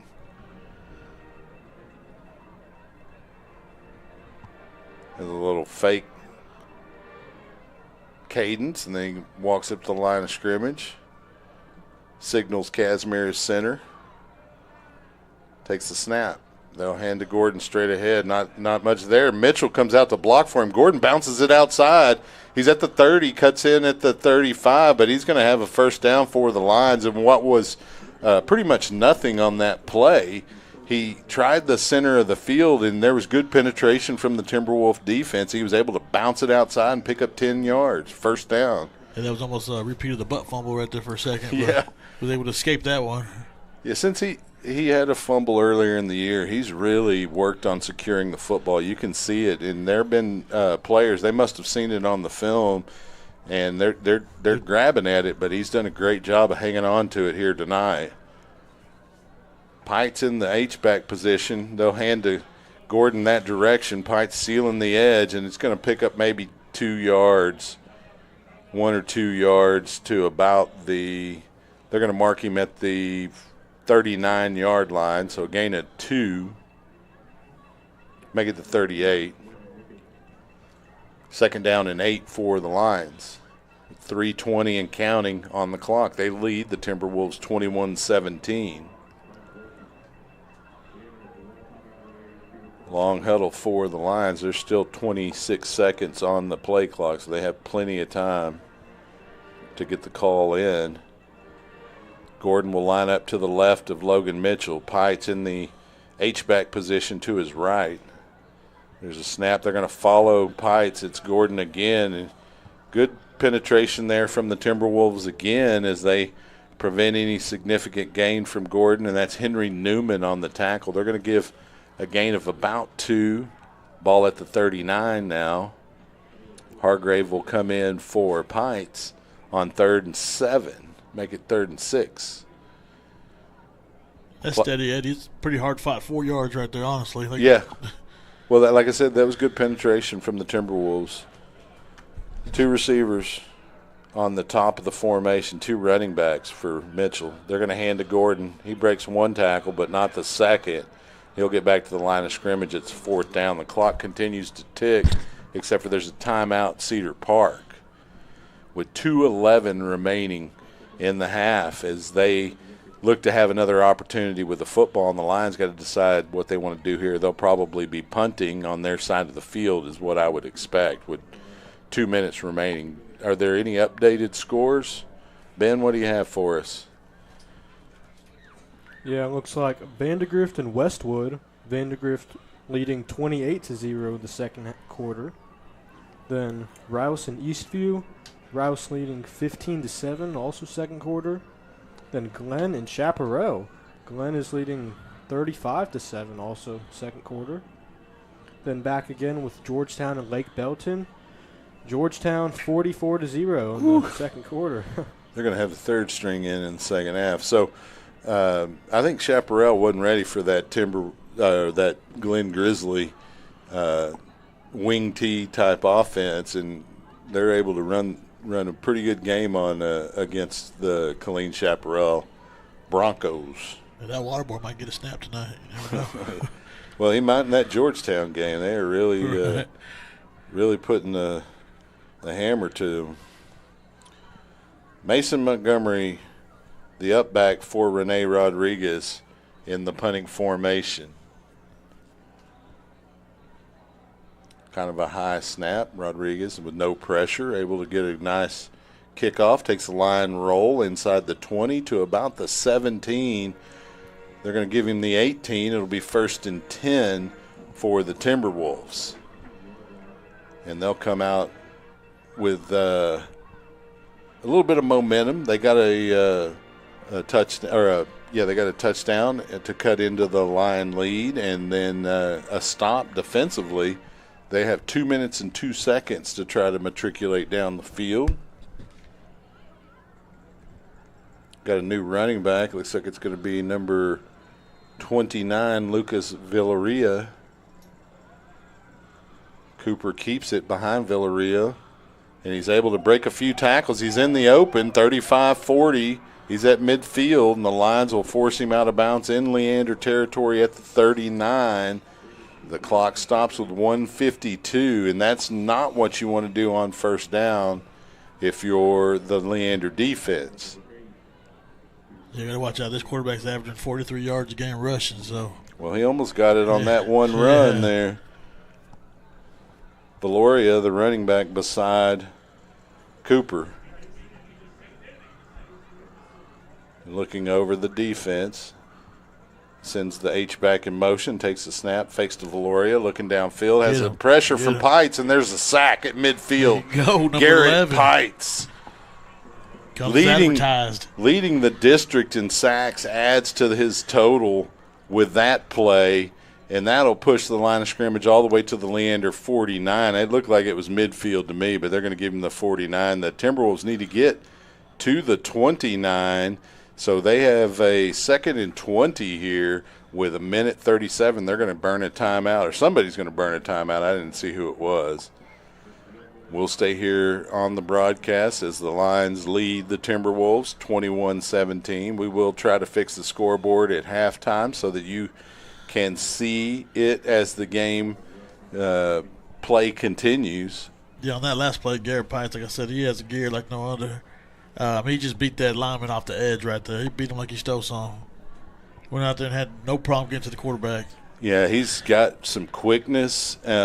He's been, we talked to him about it, and I did a little recruiting myself, but Southwestern University there in Georgetown is interested in him as an athlete because he can play both sides of the football, and so they're not real sure if they want him on offense or defense because he excels at both. He's just an animal out there. Mr. Football. Yeah, he's having a good year.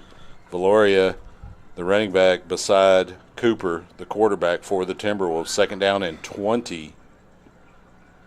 Bring a man in motion. Going to fake to Valoria. Another pressure from the Lions, and they'll force Cooper on the scramble. He's going to carry it up to about the 42 3, make it the 42-yard line. So he didn't quite get back to the original line of scrimmage. So it will be 3rd down and about 14 or 13 yards to go for the Timberwolves. The clock stops because Cooper stepped out of bounds with 1:27 on the clock remaining here in the first half. Valorio remains the running back next to Cooper. Big play here for the Lions to try to get off the field. This may be 2-down territory for Cedar Park. Pressure again. Cooper lets it air out down the middle. He had a man for a second, number 4, Noah Wallace, who scored the last touchdown for the Timberwolves, but that pass a little long, and with 81 seconds remaining in the half, it's 4th down. The Timberwolves will bring out the punting unit, and so the Lions have a chance here to maybe do something. I mean, a minute 21 is not a ton of time, but it looks like they have their timeouts, although there have been timeouts and nobody took them off the scoreboard, so maybe not. I don't think Leander's called a timeout, or they called one timeout. On that first drive. Yeah, because of they were going to have a delay of game. A good punt by the Timberwolves is going to land around the 12 and roll out. Yeah, the wind kind of around pushed the that one 10. back out. Well, it could have been worse. Fortunately for the Lions, it bounced laterally and stayed lateral until it went out of bounds at the 10. So with 72 seconds on the game clock, the Lions have a chance to try to do something. It's going to really hinge on what happens on this first play. If you don't have a successful play here, you probably let the clock run out and go into half with the lead. Gordon, the running back, next to Mitchell. They're going to hand to Gordon, and not much there, as the Timberwolves defensive end able to get some penetration. That's Henry Newman having a pretty good night in the defensive front for the Timberwolves. And like I said, when you don't have success on that first play, you kind of let the clock burn out here and go into the halftime and make your adjustments, if any, because the team has played well. The defense is playing great right now. That was a great shutout right there. Yeah. Clock at 38 seconds. Lions on top, 21-17. Mitchell runs behind Gordon on the left side of the formation, cuts in and around the 13, wants to stay in bounds. He'll get up to about the 15 before his progress is stopped. Clock will continue to move at 20 seconds remaining. It is 3rd down and about 5 yards to go. One more quarterback keep to the right would be nice because he's got the wheels for it. Yeah, you might as well just, make sure he understands to hang on to the football. But the clock, yeah, they're going to go on ahead and go into the half with a 21-17 lead. We'll keep the camera on the field, and I'll see if I can fix that scoreboard, and we'll be back for the second half. Stay with us here on SHN Sports, your home for Lion football. Thanks for listening.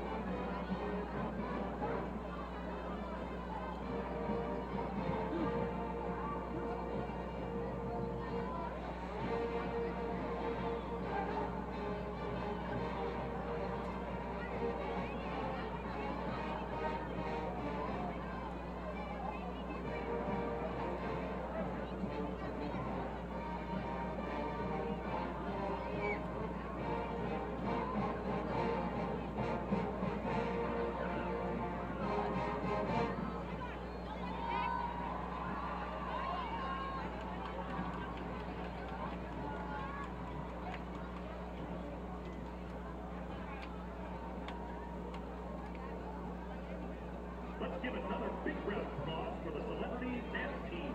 Our team is supported by managers Tyler Cox and Sadie Collins.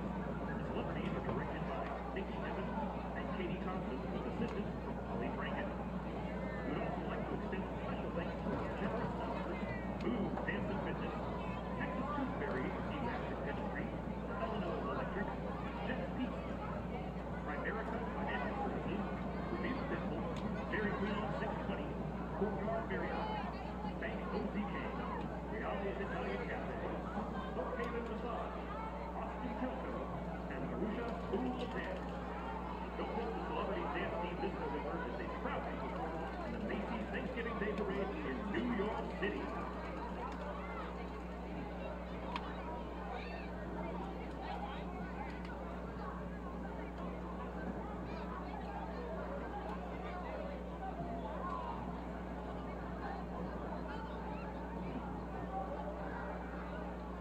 Ladies and gentlemen, the Leander Independent School District is proud to present the 7-time, 5-time consecutive, and reigning 5A UIL state champion, the Cedar High School Timberwolves band. The Cedar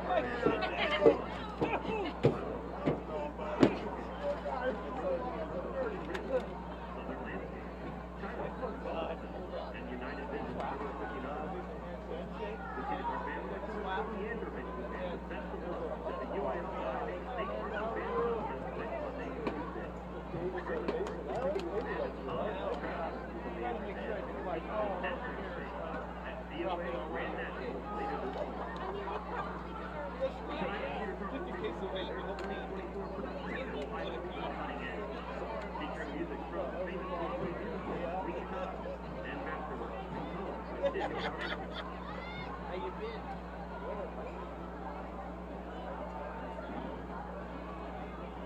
Drum majors Abby Petty, Annie Kim, and Milwaukee Wadale.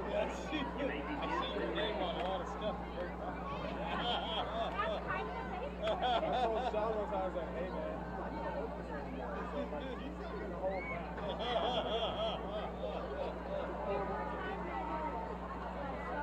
don't know if y'all wanted me to leave. So sorry.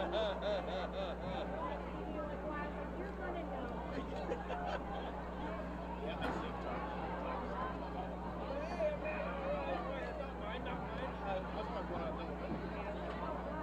I still get it though. It still happens because I teach resources, right? So that would be like, I don't know, or this Inspire kids coming to teach resource class.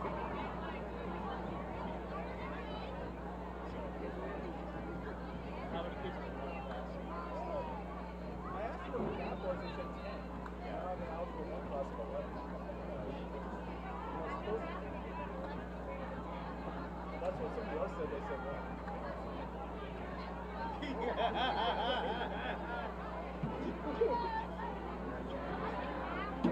So you were saying last year? No. He never did that.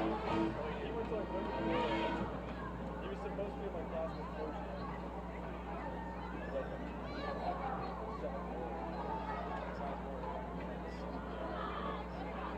yeah, he moved to Liberty Hill with his dad and never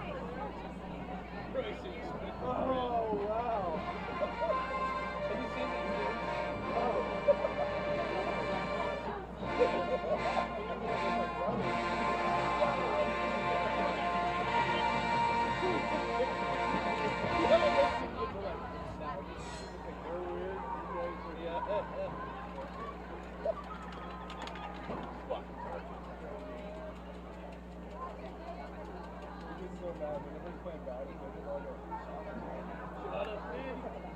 Don't call me that. Shut up, man. You want to hire us on that?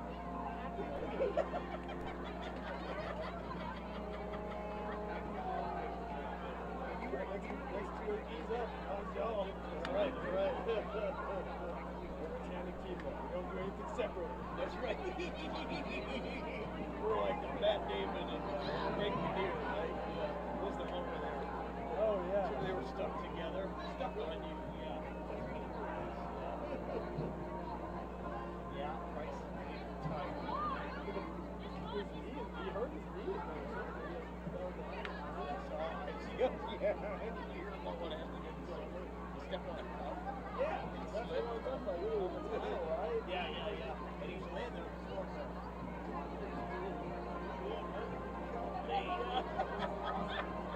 That's right, yeah. Raptors all over. Cheese. Salad.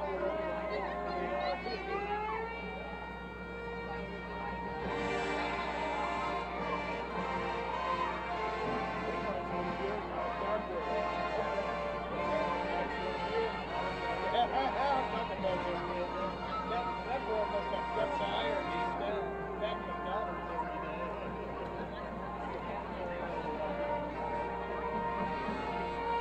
Oh man, is this getting the virus last year? Is he put to the work at the beginning of the year?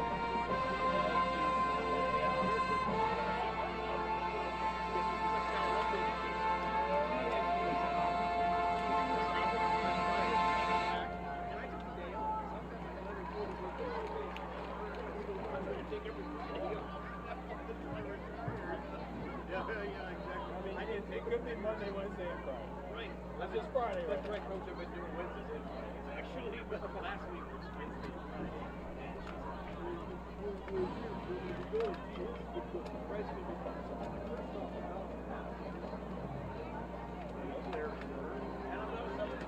Not in Red Rover. I'm like, I'm doing Douglas. Yeah. Jeff, I'll do Jeff.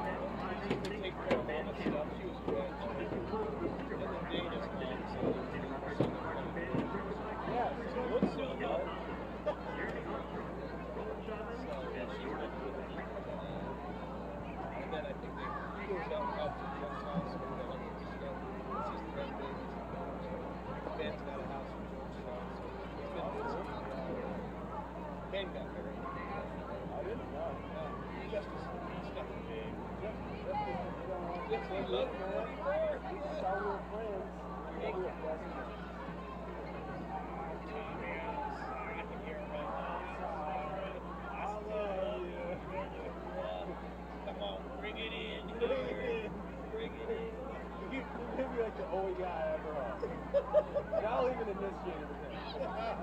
Well, actually, I'll do it in pickleball. So that's how it's done. So if you coming off the court, I'm like, come here, buddy. Price. Price is like, there's like a whole bunch of people around. I'll just do it all.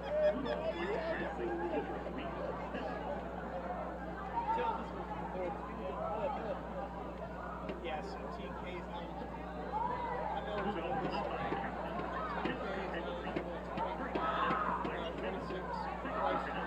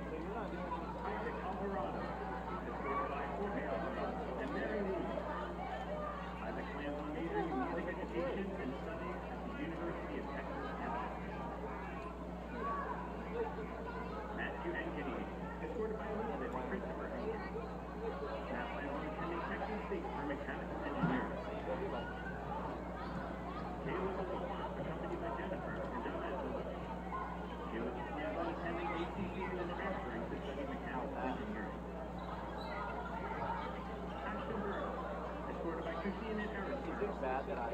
After plans to attend the University of Texas at San Antonio to study public health and will be a doctor. You're like, you're a Marvel Unbillion. She's like, you're just not that. Everybody has their own.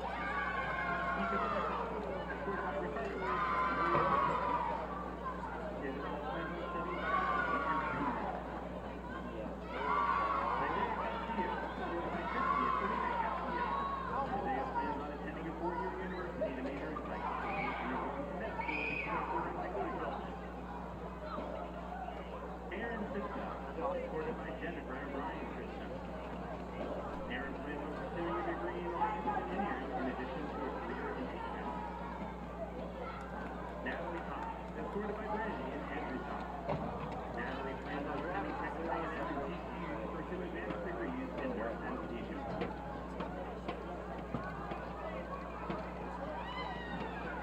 Logan Thomas, supported by Jonathan and Gretchen Thomas. Logan plans on pursuing a degree in aerospace engineering.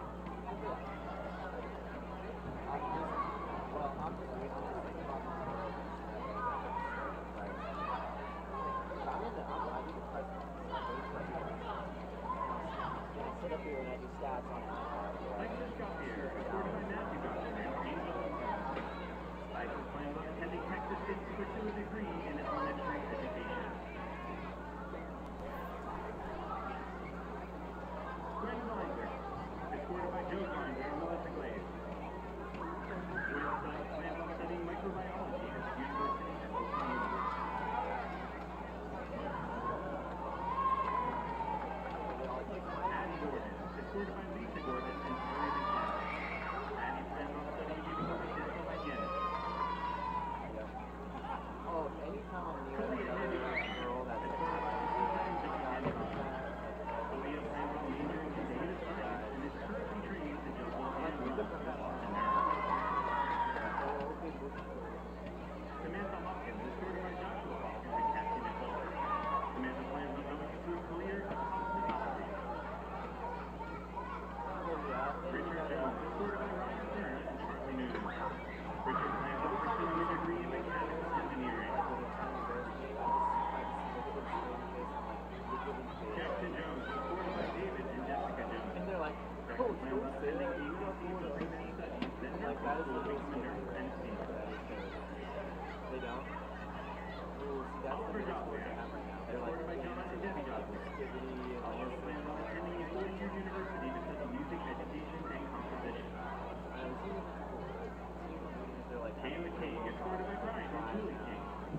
Kayla plans on attending college to study nursing and become a nurse practitioner. Ryan Link is supported by Amy and Jeff Link. Ryan plans on attending the University of Colorado in Boulder to study sociology. Monica Longo Rodriguez is supported by Roberto Longo and Christina Rodriguez. Monica plans on attending Concordia University to study nursing. I'm like, they're grown adults, kind of. Ben Martin, supported by Jim and Giselle Martin. Ben plans on attending the University of North Texas and getting a degree in music education and marching Like, I drama. actually just saw a couple of them in school. Like juniors. Emily McCoy, supported by Brian and Yeah, my Susie oldest, the McCoy. oldest group that I taught is Emily plans on pursuing a degree in biochemistry or molecular biology and then attending law. Sarah Renan, supported by James Horton and Jason Sheehan. Sarah plans on pursuing a degree in finance. well, the boys just came out, so I probably Kai Nall, escorted by Lucy Linall. Kai plans on attending ACC and then transferring to study scoreboard urology. from but it's Lane High School. Kartik Natarajan, optimal. Escorted by Sully Natarajan and Locke Thompson.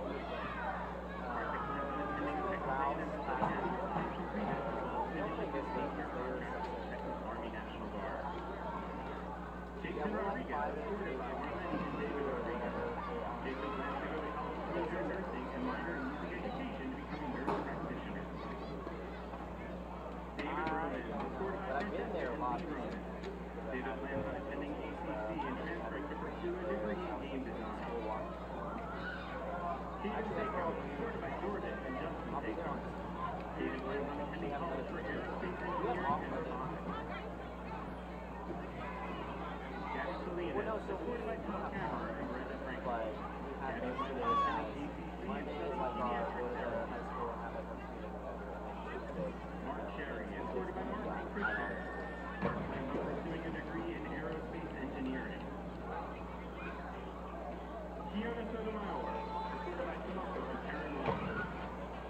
I'm done. I'm trying to get home.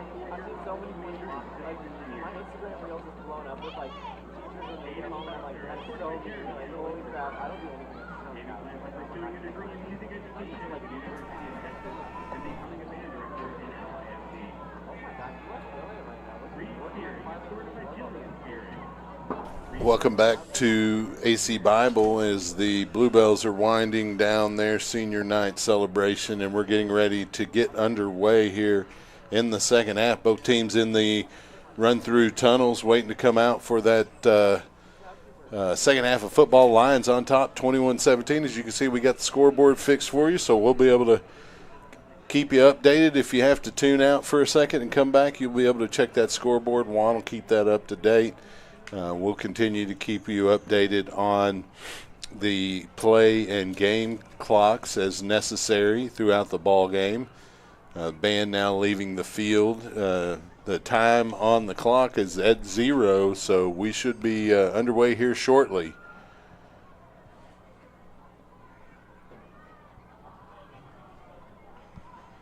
Coach Price already out on the sideline there near the 30-yard line, about the 25.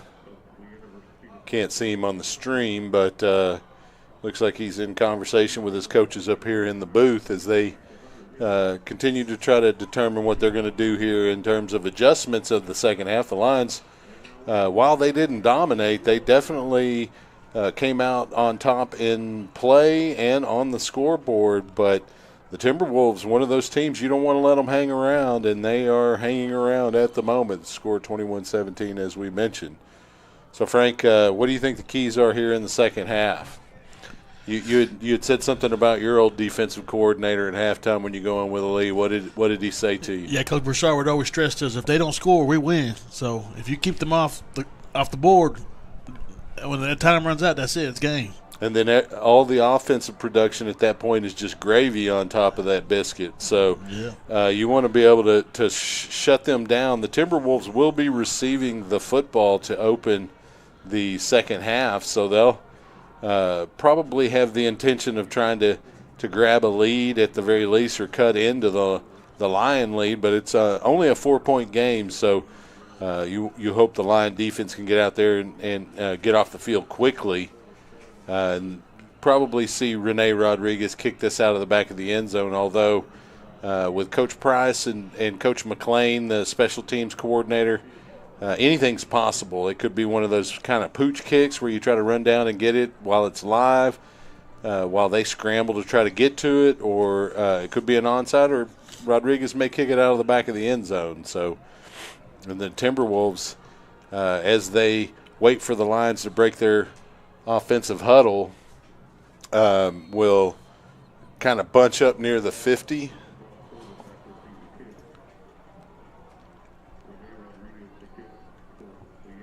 Back deep to receive for the Timberwolves. I don't have my roster out.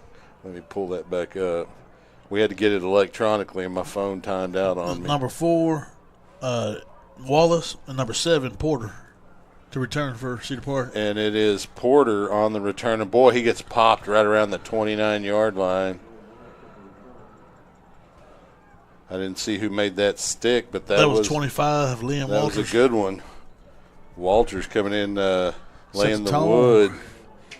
So the Timberwolves will have it at the 30. So even if it went out of the back of the end zone, they would have got it at the 25. So not much of a difference. As I mentioned, it is middle school night here. Lots of running brushy Cougars running up the bleachers here nearby as the Timberwolves come out in offense. Cooper along with number 29, Lucas Valoria. They're going to hand to Valoria straight ahead, and he'll pick up about 6 yards to the 36-yard line. He'll make it second down and 4. That's not really how you want to start it out defensively, but it is second down. Let's see if you can get a little bit of a loss or a stop at the line of scrimmage here and set up a third down. Cooper takes the snap. He rolls to his left. Looking downfield, pressure all over the place by the Lions. He's able to evade that and get a first down past midfield. He's at the 40 and finally tackled by number 8, Tyler Mormon. And, man, that looked like the Lions had him for a loss there, and he was able to avoid the sack and get a big gain for the Timberwolves. They're going to hand to Villoria, and Garrett Pites almost took the handoff himself from David Cooper. There's going to be a loss on the play. Good tackle for loss from Pites for about 4 yards. That was almost a clothesline there. Yeah. Signature wrestler move right there. It reminded me of the longest yard, the original version. All right. So it is now second down and 14. Looks like they're going to say, it's second and 13 rather. Cooper rolling to his left, looking downfield, has plenty of time, pump fakes, and he's going to be sacked. Ball's on the ground, and the Timberwolves able to get on top of it. He did not see the backside pressure coming from number 9, Matthew Anderson, and he jarred the ball loose and ends up being a no gain on the play for the Timberwolves. It is now third down and 13. This is how you get off the field here. You're going to have to get a stop. It's kind of no man's land, so depending on how much they get on this play, they may decide to go for it on fourth. Cooper looking to the sideline for the call from his coaches. He'll fake to Villoria, drop straight back. He's got a receiver down the sideline, incomplete. Great coverage right there. Number 8 on the coverage, Tyler Mormon with a blanket coverage. It is now fourth down for the Timberwolves, and it looks like they're going to bring the punting unit out and see if they can pin the Lions deep here. Out to receive that punt for Leander is going to be E.J. Hargrave, number 0. He gets a little last-minute coaching from his special teams coordinator, Adam McClain. Timberwolves punting unit on the field. Ben Ramos to punt. He has a little trouble with the snap. He's able to get kind of a shank of a punt off of the right side, and it's going to dribble down to about the line, 18-yard line. So not a significant punt there. You're looking at about 25 yards net, and the Lions will have decent enough field position at their own 18. It could have been much worse with that punt. The Ramos had a little trouble with that snap, and the Lions didn't bring enough pressure. It gave him enough time to kind of adjust and move out of the middle of the formation to the right and get a little bit of a punt off. The running back next to Mitchell, there's 2 of them. It's going to be Gordon and Hargrave. Mitchell will have 2 receivers here on the near side of the formation, and Jaramillo and Mason Montgomery. They're going to hand fake to Hargrave, and the pass over the middle is incomplete, intended for Mason Montgomery. It hit him in the hands. He was maybe a little bit behind him. There defensively for the Timberwolves is Hayden Hollander. It'll be second down and 10 with 9:29 remaining in the third quarter. Yeah, that was a great play right there. You got the linebackers to bite down. Just need to catch that one. Same formation, both running backs on either side of Mitchell. They'll send Montgomery in motion. They'll hand to Hargrave coming to the near side. Timberwolves are able to fill that limited amount of space on the narrow half of the formation and limit the gain to just about a yard. It's going to be 3rd and 9, clock moving at 9:14, as both teams having a little bit of trouble moving the football here in the first half. Timberwolves had a pretty good run from David Cooper, but beyond that, they didn't really have many successful plays on their opening series of the second half. Clock moving under 8:50, the play clock at 15 seconds. The Lions will break the huddle. They'll come out in a little bit of a pistol with Gordon just to the left of Mitchell. They'll bring Mason Montgomery in motion. little half motion. Mitchell has to tuck it and run. He gets a pass off almost completed to Montgomery. You almost want him to take off running on that one there, but he saw Montgomery and he thought if he could lead him a little bit, Montgomery might be able to pick up that first down, but he does not on the incompletion. And with 8:35 remaining, the Lions will bring the punting unit out after a 3-and-out after a successful defensive stand to open the half. Back deep to receive the punt for the Timberwolves is going to be Jamal Porter. And we've seen the Lion deep snapper snap a few of them kind of high to Rodriguez on these punts. We'll see if he can level that out a little bit, and Rodriguez can get a decent punt here. Pretty good snap. It's a high punt. It's going to take a line bounce at about the 50, and it's going to roll to about the 34. They're going to mark him at the 35. Or mark the ball at the 35, and that's where the Timberwolves will take over. And you'll take that exchange. You get a stop, and they have a shank punt, and then you don't really get much execution success offensively, but you pushed them back. So in that exchange, you're ahead so far. We're back to where we're at 4 minutes later. Yeah, 8:23 remaining here in the third. Timberwolves come off the sideline in formation. Valoria, the running back, next to Cooper. They're going to no, there's a fake. Cooper keeps it. He's got good blocking on the edge, and Bridwell comes up and makes the stop, but not until before Cooper picks up a first down at the 45. So you don't want to give up 10-yard runs to the quarterback if you can help it. Valoria remains the running back. They're going to hand to him straight ahead, and the Lions able to plug the middle pretty well and minimize the gain to 3 behind the center. Getting up off the bottom of the pile is going to be number 42, Chase Milne. 2nd and 7. Valoria remains the running back next to Cooper. They're going to fake to him. Cooper rolls to his left looking for the screen. It's not there. Pressure. They send the receiver down the field, and they've almost completed. A little bit of trickeration there. Jonah Johnson, what do they call it? Improv, as the Lions had sniffed out that little tunnel screen, that little bubble screen that the Timberwolves had some success on in the first half, and Cooper just directed the receiver down the field, and he laid it out there for him just a little bit too long. Otherwise, he's taking that to the house. 3rd down and 7 for the Timberwolves. Another chance for the Lions to get off the field here. Cooper takes the snap, hands to Valoria, and he's able to find a little bit of a lane, and it looks like he does have the first down at about the 44 of Leander, and that's like the 45. That's the last thing you want to do there is give up that first down, but Timberwolves keep the drive alive.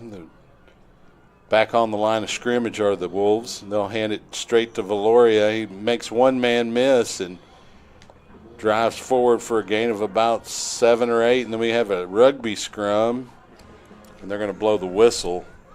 It'll be a gain of 8, 2nd down and 2. Ball now at the 37-yard line of the Lions.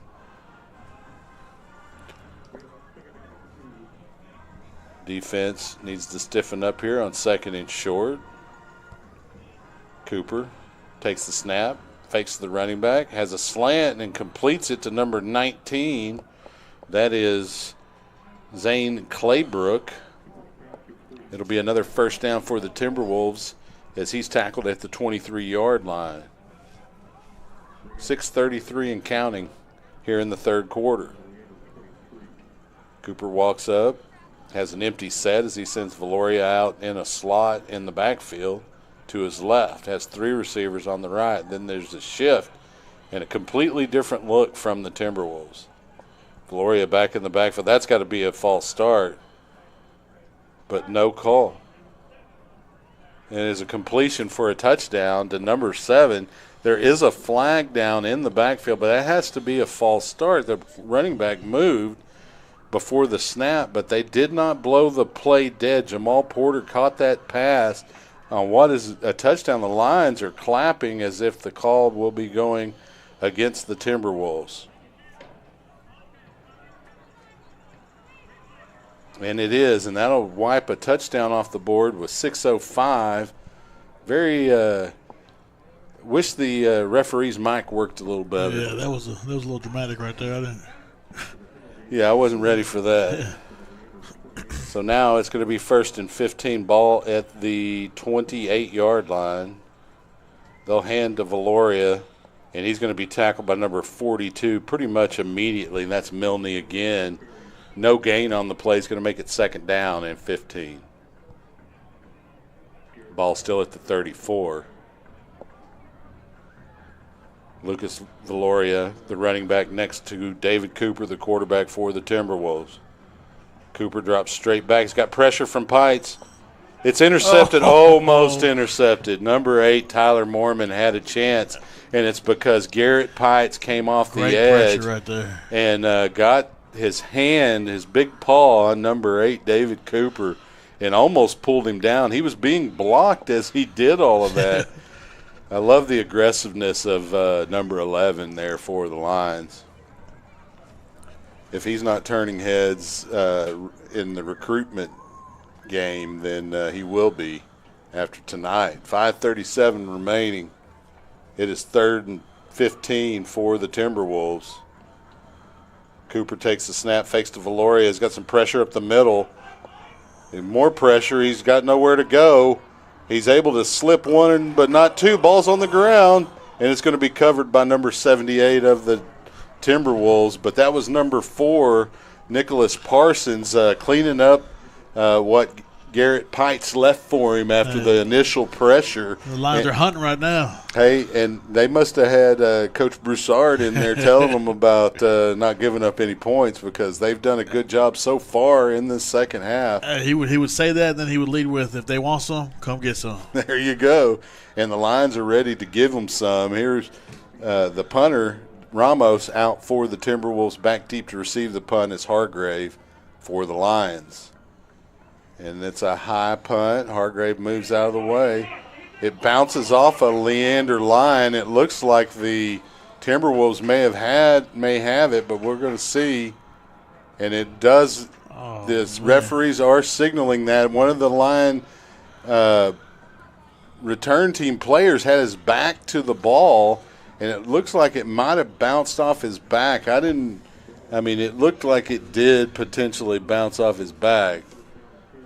The Timberwolves have a chance to capitalize here with 4:42. They're down on the 18-yard line, 1st down and 10. Running back now is number 23, Graham. And they're going to hand to him straight ahead, and he's going to take it in for a score and the Timberwolf lead with 4:36 remaining. It'll be 23-21 with a point after attempt coming up. And that's one of the things that we had talked about. If you can stop them from scoring, you win, but you can't turn the ball over to them deep in your own territory because it makes it – not only does it give them momentum, they have a short field. It's just tough. It's just handing out unnecessary gifts. Looks like they're going to go for 2 here.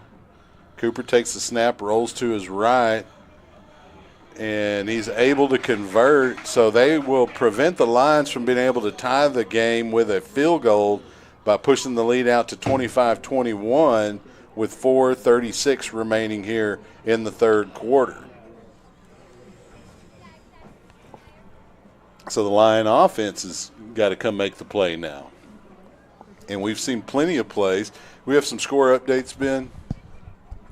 Yeah, it looks like we got Vandegrift beating Westwood 42-0 at half. Then we got Glenn versus Chaparral. Glenn beating them 42-7 in the third quarter. Then, Georgetown and Lake Belton, 51-14 Georgetown at half. And then Rouse versus Eastview, 15-7 in the third. Then last night, some scores. A&M Consolidate beat Hayes 49-0. And just a little hockey score, Colorado. What is this? Eagles.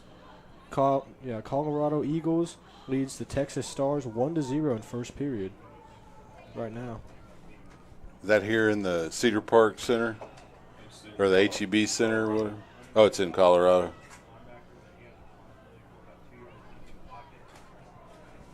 So Ramos coming out to kick off for the Timberwolves after the you can't even call it a muff punt. It's just a punt that bounced onto the ground and careened off a line that didn't see it, and the Timberwolves able to take advantage. And those are the kind of breaks that can really hurt you. The Lions just need to wrestle the momentum back here, though.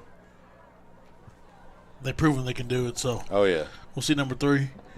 We've seen no fear in the Lions tonight.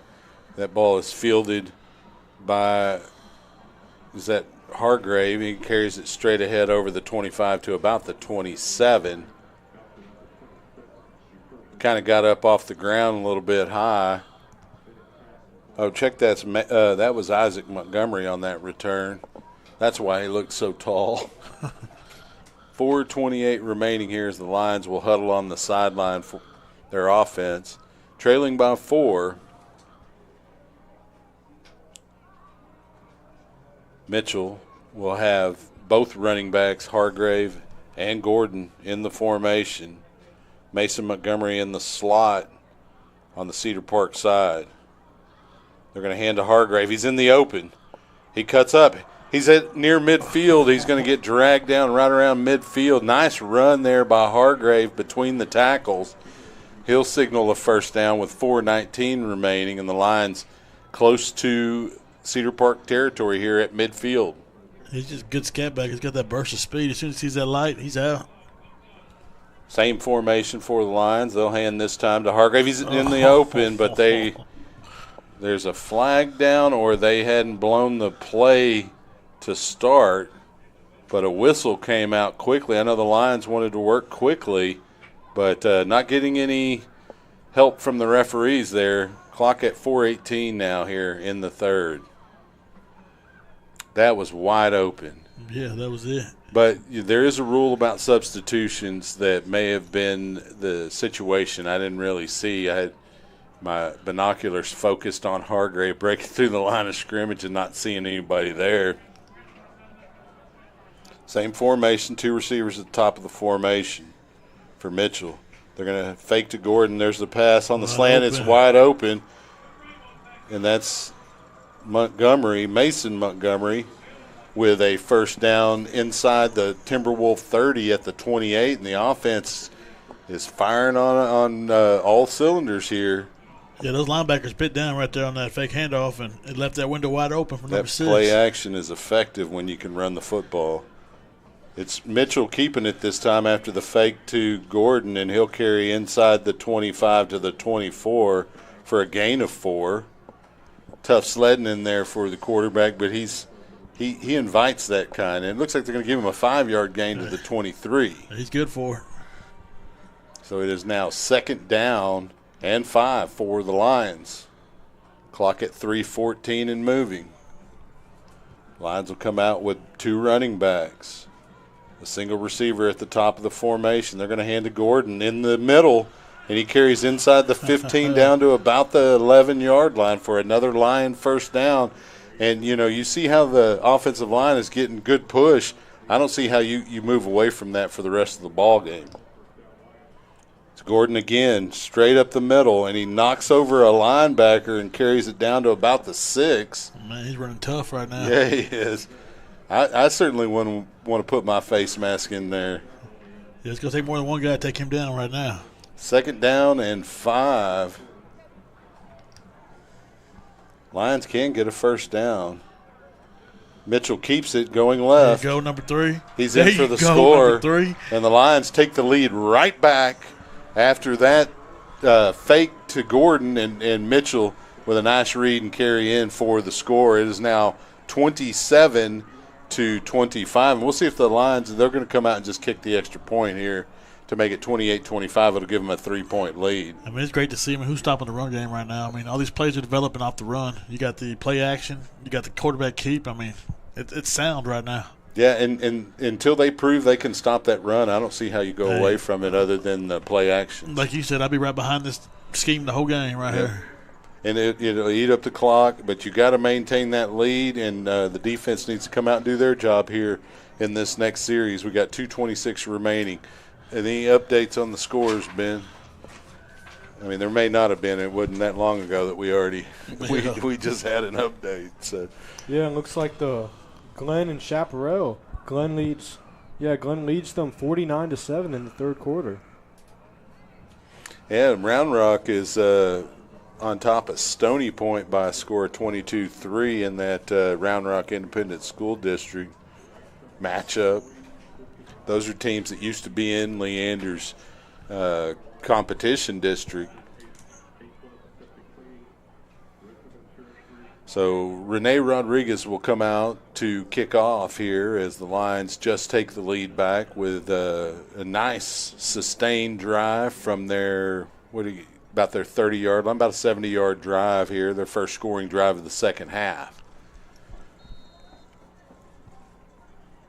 Let's see if Coach McLean has something in store. Rodriguez and the Lions kicking unit ready to kick off.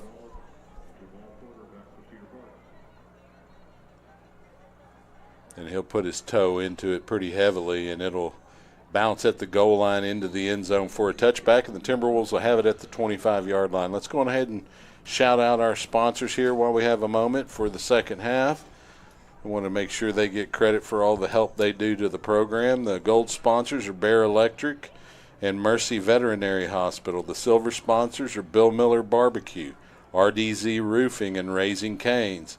The bronze sponsors are Golden Chick, Toyota of Cedar Park, TSO of Cedar Park, Whitestone Fine Jewelry, Sisk Rob Incorporated, and JT Reisdorf at State Farm. We'll get the other ones here in a minute. Timberwolves out in formation here, 1st and 10 after the Lions score. Graham, the running back, beside Cooper, just to his left. Cooper's going to follow Graham to that direction and pick up about 8, 9, make it 11 yards. He's showing that he's not that dissimilar from Logan Mitchell. If he gets a little head of steam, it'll be a first down Timberwolves, the new line of scrimmage at the 38.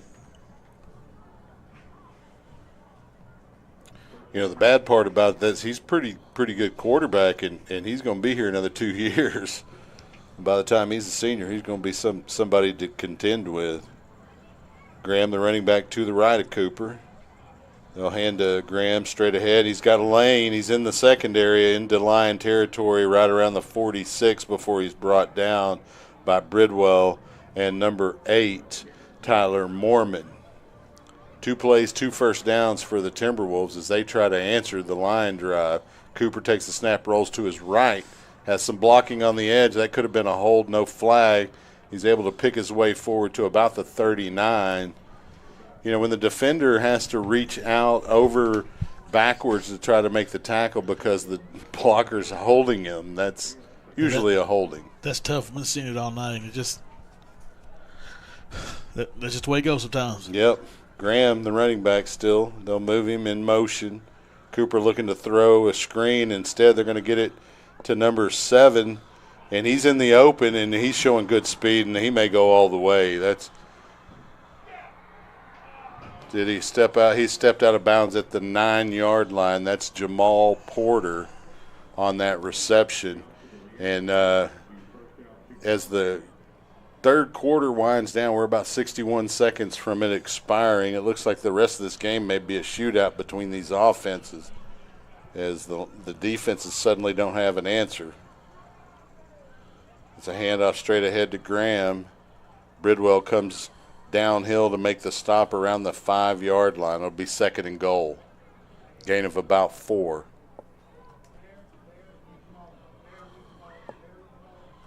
Clock at 45 seconds remaining.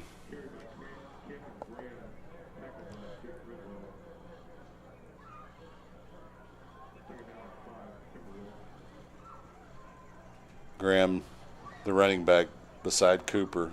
He's got an H-back as well. Looks like we may have a free play unless they blew the whistle.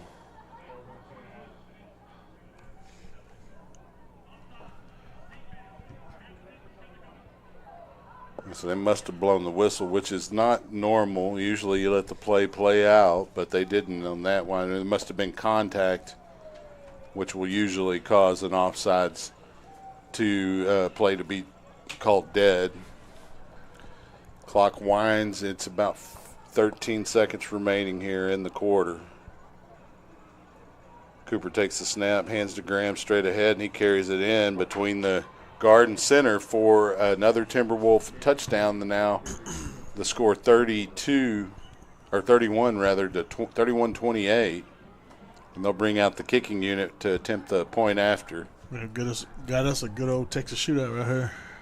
Yeah, and that's why they went for 2 earlier, is it gives them the advantage when they score a touchdown by 4, forcing the Lions to score a touchdown and not be able to tie it with 3 instead of the other way around as it was.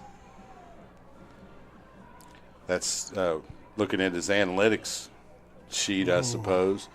Point after attempt is good, and with 5 seconds remaining in the third quarter, it's 32-28 rather. Timberwolves on top, and offense got to come back out and answer. That's all there is to it, and then get the defense an opportunity to get some rest so that they can come back out with a new attitude and try to get a stop. Whoever gets the ball last wins. That's pretty much what it's looking like at this point, but you want to be able to get a stop here and maybe get an extra possession if you're the Lions. They had an opportunity there when Cooper put the ball on the ground, but alert play by one of the offensive linemen for the Timberwolves to jump on that football. So back deep to receive the kickoff will be Isaac Montgomery and E.J. Hargrave. In the upper part of the return men will be Jaramillo and Mason Montgomery. So all 4 returners, pretty effective kick return players. I say Lions are due for one. It's been a while since they had a long kick return. Been about 4 weeks, I think. Ramos to kick off for Cedar Park.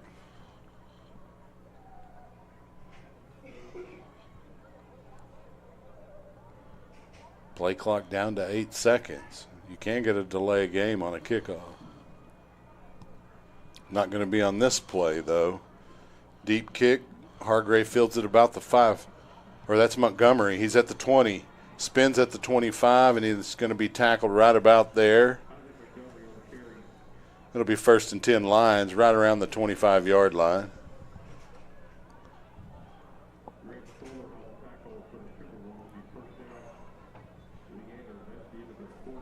And so they're going to flip sides of the field. And let me finish shouting out those sponsors real quick. We got the gold, silver, and bronze in, but we also need the Lion Pride sponsors, who are A-Plus Septic Cleaning and Repairs, Grissom Insurance Group, and Black Rock Coffee, and the Roll Pride sponsors as well, the MLD Services, Modern Shade, and Milo Aquatics. We have some updated scores, Ben. Yeah, it looks like again with Glenn and Chaparral. Glenn leads Chaparral 56-7 in the third quarter. Yeah, Rouse leads Eastview 22-13 also in the third quarter. That game's still within reach for Eastview. Yeah, then it looks like Georgetown leads Lake Belton 58-14 in the third quarter. The Lions will come out in formation with 2 running backs. Mitchell, the quarterback. That's what Friday nights are all about right here. Yeah. It's gut check time is what they would say to us. Hand off to Hargrave. He breaks a tackle at the line of scrimmage and lowers his shoulder and picks up about 6 yards to the 31. That boy's running hard tonight. So it'll be 2nd down and about 4.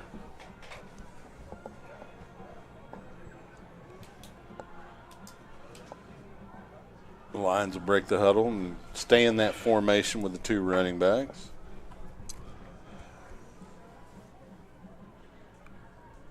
Mitchell takes the snap. He's going to hand to Hargrave, who gets to the outside, 35-40.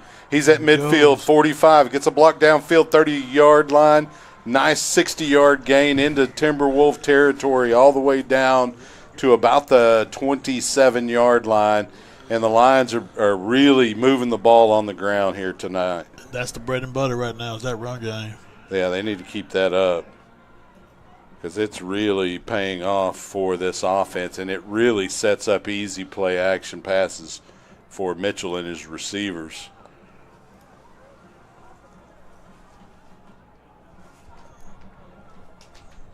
Lions will break the huddle. About 10 seconds on the play clock. They need to make sure they get it snapped off. We're down to about 5 seconds now. Don't want to have to burn a timeout. There we go. And we had a timeout called. I guess the coaches must have seen something because they called a timeout right before that football was snapped, and there was still about 5 seconds on the play clock. So I don't think it had much to do with the play clock itself. That was a good timeout because I didn't see anybody bite down on that play action right there. So No. they're probably sitting on it, waiting on it. And you know, that's part of the chess match, right? You got to be able to guess sometimes what your opponent is going to do, and maybe the Timberwolves coaching staff had an idea and were prepared at least on that play. So probably a good timeout then by the Lions, trailing by 4 points with 10:44 remaining in the ball game. It's going to be a nail biter. I haven't clipped my nails this week. I got to make sure I don't. I had a bad habit growing up of chewing my nails, and so I just got to make sure to resist the urge. But this is the kind of situation that can draw you back into bad habits. Make sure you spit that way. I usually just eat them. Oh, there you go, protein. They're going to hand off. No, fake to Hargrave. Mitchell rolls to his right, tucks it to run, picks up a nice gain inside the 20 to about the 17. He's about a yard beyond the line needed for a first down, so clock will stop momentarily at 10.5 minutes. And the Lions have plenty of time here to get points on the board. They have a 1st and 10 from the 17. Hargrave and Gordon in the backfield with Mitchell. They'll bring Mason Montgomery in motion. They're going to hand to Gordon. Oh, Gordon gets tripped up as he gets just into the hole. He's going to pick up, looks like 2 yards to the 15. It'll make it 2nd and 8. Got caught by that turf monster. Yeah, I think he got tripped up by the right end over there. He was on the ground, but he was able to still reach up and grab his foot. You know, sometimes they just slap your foot against the other one, and it's hard to keep your balance. Same backfield for the Lions as it's been very successful here in the second half. There's the snap. They're going to hand to Gordon straight ahead, and he's able to keep his balance, but not much there as the Timberwolves prevent any gain on the play. It's 3rd down. And this is that situation where that 2-point conversion can pay off for Cedar Park, because if the Lions attempt a field goal here, they're still trailing. So you want to get a touchdown if you can. It's 3rd and about 8 yards. The ball is marked at the 16. The Lions will break the huddle with about 18 seconds on the play clock. Mitchell, Gordon, and Hargrave in the backfield. Fake to Gordon.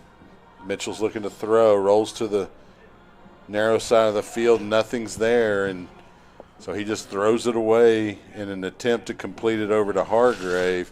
That'll stop the clock with 8:53, and it is 4th and 8. So the Lions will bring out the kicking team.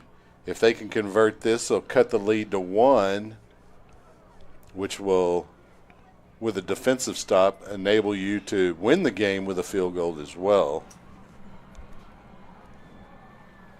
Snap and hold her down. The kick is up, and it's just inside the upright, the right upright, and it's good. So the score now 32-31 with 8:50 remaining here in the 4th. Boy, I just don't want it to end with this score. I have a bad taste in my mouth if we lose by a 2-point conversion, but that is part of the game. That's part of the scoring. So the Lion defense needs to come out here and get them a stop. Maybe get a safety, then go up by one. That'd be nice.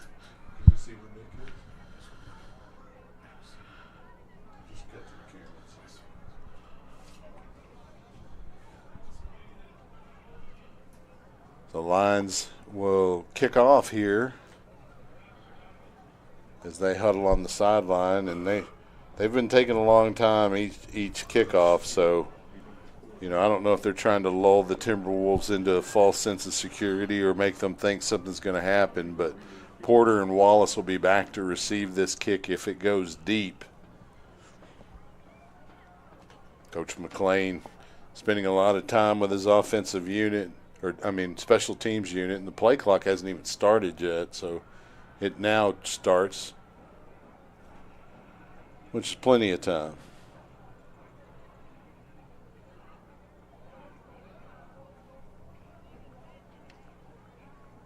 Lions have had some opportunities at turnovers, but the Timberwolves have been able to jump on those loose balls.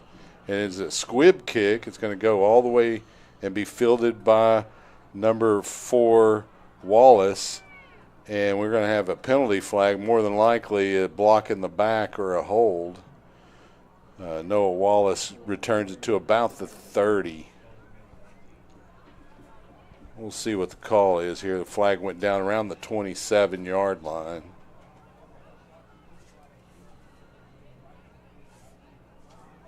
And it is a holding against the Timberwolves, so that should back it up to about the 17 if that flag was used as the marker, and it looks like that's where they're going to step off the 10 yards from.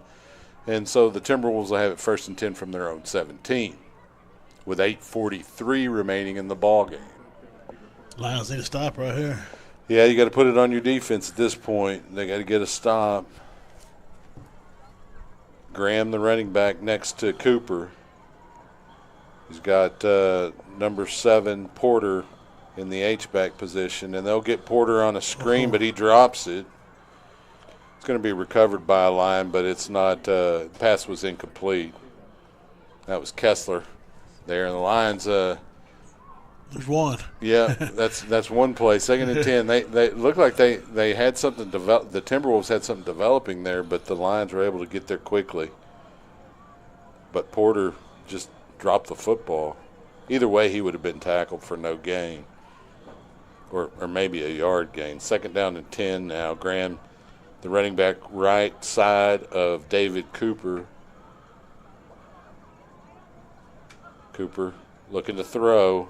He's got some pressure. He's flushed forward. He's in the open, but he's going to get tackled for a minimal gain by Calvin Kessler at right around the 21-yard line. It's going to make it 3rd and about 7 yards to go.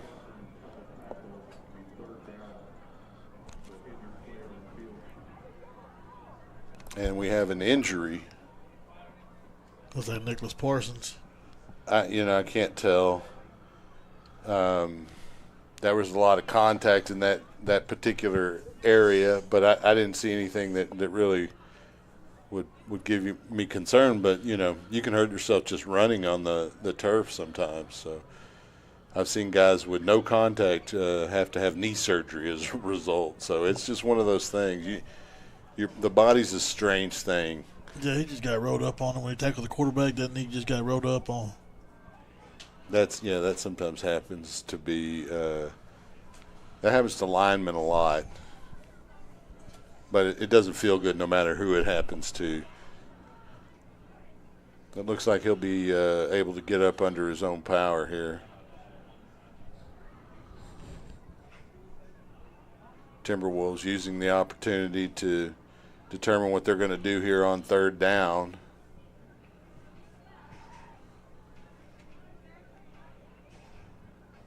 And he looks like he's going to be fine. Okay, yeah, he's good. And that is Nick Parsons. We interviewed him earlier in the week. Senior linebacker. Trying to decide between Texas Tech and Texas State for his academic career. I'd pick Texas State. Yeah, you don't want to wake up to tumbleweeds by your car No, anymore. and you can go tubing in San Marcos. Yeah, see some gators and out there. You're close to Schlitterbahn and everything. So San Antonio's up the road, Austin's up the road. Took us a There's a screen, that little bubble screen to Claybrook is going to be tackled by Kessler. Looks like he picks up enough for the first down, though, on that completion up to the 27. Make it just beyond the 27. So with 7:55 remaining, the Timberwolves maintain possession with that first down. They have two running backs in the backfield. They're going to hand to Graham straight ahead. And they've had good success in between the tackles. And another 10-yard, 12-yard gain to the 40-yard line. It'll be another first down for the Timberwolves. The Lions got to slow this attack down there in the middle. We've seen Graham and Valoria have pretty good success there between the guards. They're going to hand that straight ahead, and he's cut down that time, and they tried it one too many times, and that's Timon Lawson, as well as looks like number Kessler. 5, Kessler. Also looked like Jude Domingue was in there as well, I think. It is 2nd and 9 now for the Timberwolves. Graham's still the running back. They'll fake to him. Cooper rolls to his right, completes it in the flat to number 7. Oh, and he makes a couple of guys miss on the sideline, and finally ridden out of bounds at the 35. And that is Jamal Porter, and he is definitely a weapon for the Timberwolves offense. Get him in space, he's tough to bring down. 6.5 minutes and counting in the ball game. Timberwolves lead by 1. They have the football at the line, 35-yard line. Graham, Porter at H-back. Graham the running back. Cooper takes the snap, hands to Graham straight ahead, right between the guard and center, and he'll pick up about 6 yards to the 29, where he's cut down by Bridwell. And looks like maybe that's Corsi down there. Or maybe like big boy. Yeah. I can't see the number. Looks like it ends in a 3, but it's difficult to tell from this angle. So with just under 6 minutes remaining, the Lions looking for a stop here. Timberwolves will have it 2nd down and 4 yards to go, as he'll get up under his own power. Is that 39? That was Lawson right there. That's 99.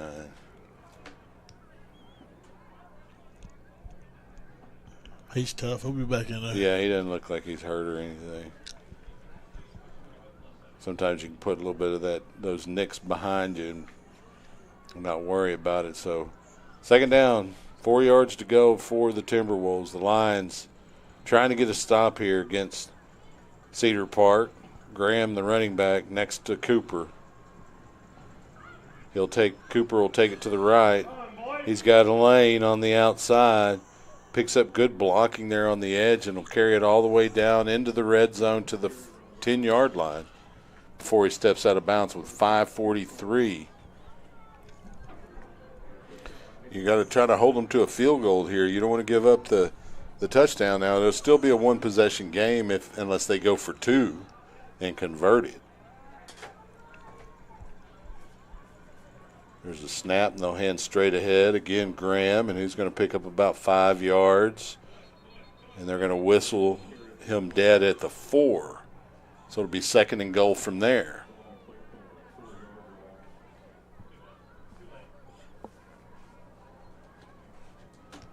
Timberwolves on the line of scrimmage quickly here. They're going to hand it straight ahead to Graham again, and he's going to maybe pick up a yard. It's going to be 3rd and goal. They need about 3 yards to convert. This is where it's really important for the Lions to force a decision, maybe even a field goal attempt here. This is a big crucial play right here. Yes, it is. And you can tell by the amount of time it's taken the Timberwolves coaching staff to call the play. There's about 15 seconds on the play clock. Graham remains the running back for David Cooper and the Timberwolves. There's a snap. They're going to hand to Graham, and there's nothing there as Bridwell is able to slow him down, and it's cleaned up by Kessler. It is 4th and 1, and it's decision time from the Timberwolf coaching staff, and it looks like they're going to go for it here on 4th and 1 with the idea that you've got the Lions back against their goal line if for some reason you're unable to convert this. Big, huge play here. They're bringing a heavy set package. And they're going to actually call a timeout, it looks like. Maybe not. And they do. They have every big guy on their team out there right now. Some defensive players, yeah. With Graham and Cooper. They're going to hand to Graham straight ahead. And he's going to find a little bit of a crease on the left side to score. The Lions had stuffed the middle where the play was intended, but Graham was able to slip out to the left and get across the goal line. And that'll make the score 38-31, point after attempt coming up. And they're going to keep their offense out there and go for 2 here and try to make it a 40-31 game, which will make it a 9-point game, which is 2 possessions. Can the defense hold here? Cooper rolls to his right, and he has a man open, and it's good. And the Timberwolves now have a 9-point lead. Coach looking for a hold. And he's not getting a call from the line judge. And so with 3:47 remaining, the Lions trail by 9. And not insurmountable by any stretch, but the entire coaching staff out yelling at the referees about a hold on, basically a pick play. That receiver was wide open, and it was wide open because one of the other Cedar Park receivers ran into him and ran into a defender, the man who was covering him. No call. You can't do much if there's no call, except for scream at them. But that usually does help. Never does. Yeah. So the score now 40-31 with 3:47 remaining. The Timberwolves will be kicking off back deep to receive for Leander. We've got number 6, Mason Montgomery. We've got E.J. Hargrave back there, as well as Isaac Montgomery and Dominic Harmio. And kicking off for the Timberwolves is going to be number 5, Ramos. Get a good return here. That'll give you a big opportunity here to try to, but you're still going to have to come out and get a stop defensively. In the last couple of drives, the Timberwolves have been able to move the ball pretty well.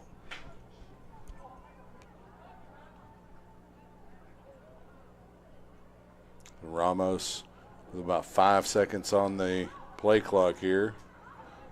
He's going to get a kick fielded by Isaac Montgomery around the 8. He's at the 20. He'll get stacked up about the 22 and just pushed back. 1st and 10 for the Lions from the 22 with 3:40 remaining.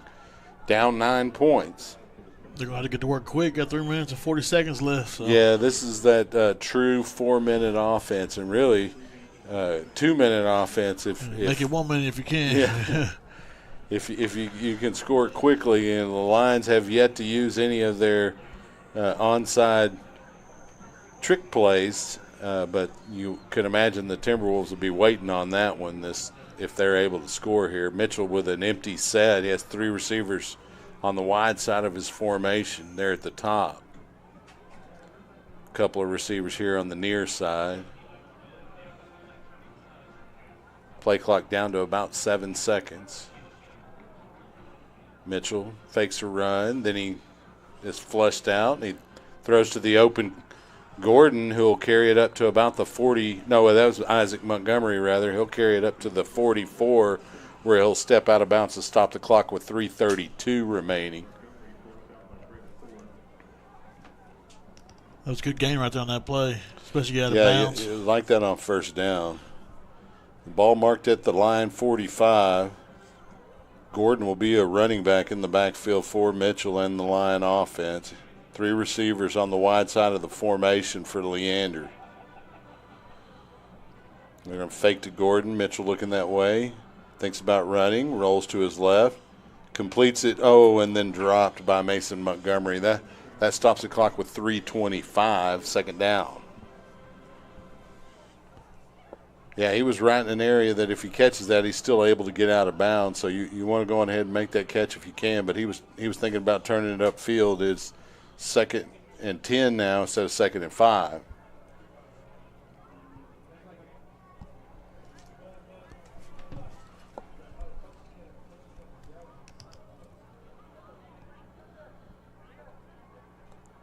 Gordon is the running back with 3 receivers top of the formation for Mitchell. Look in that direction. The pass is behind the intended target.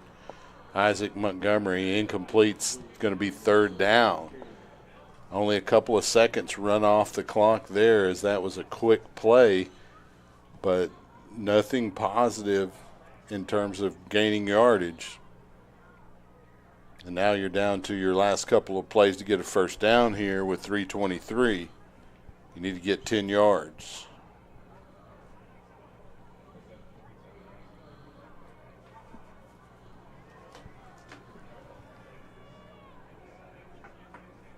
Gordon will be the running back beside Mitchell. Mitchell rolls to his left, tucks, runs forward. Pass intended for Montgomery again, and a little off target there from Logan Mitchell, and is now 4th down with 3:16 remaining, and the Lions need to pull something out of that bag of tricks here on 4th down and get 10 yards here so they can keep this drive alive. Still plenty of time here, but you don't want to turn the football over because Cedar Park will certainly run off about 2.5 minutes in 2 minutes in about 4 plays. And if they get a first down, it might be the game.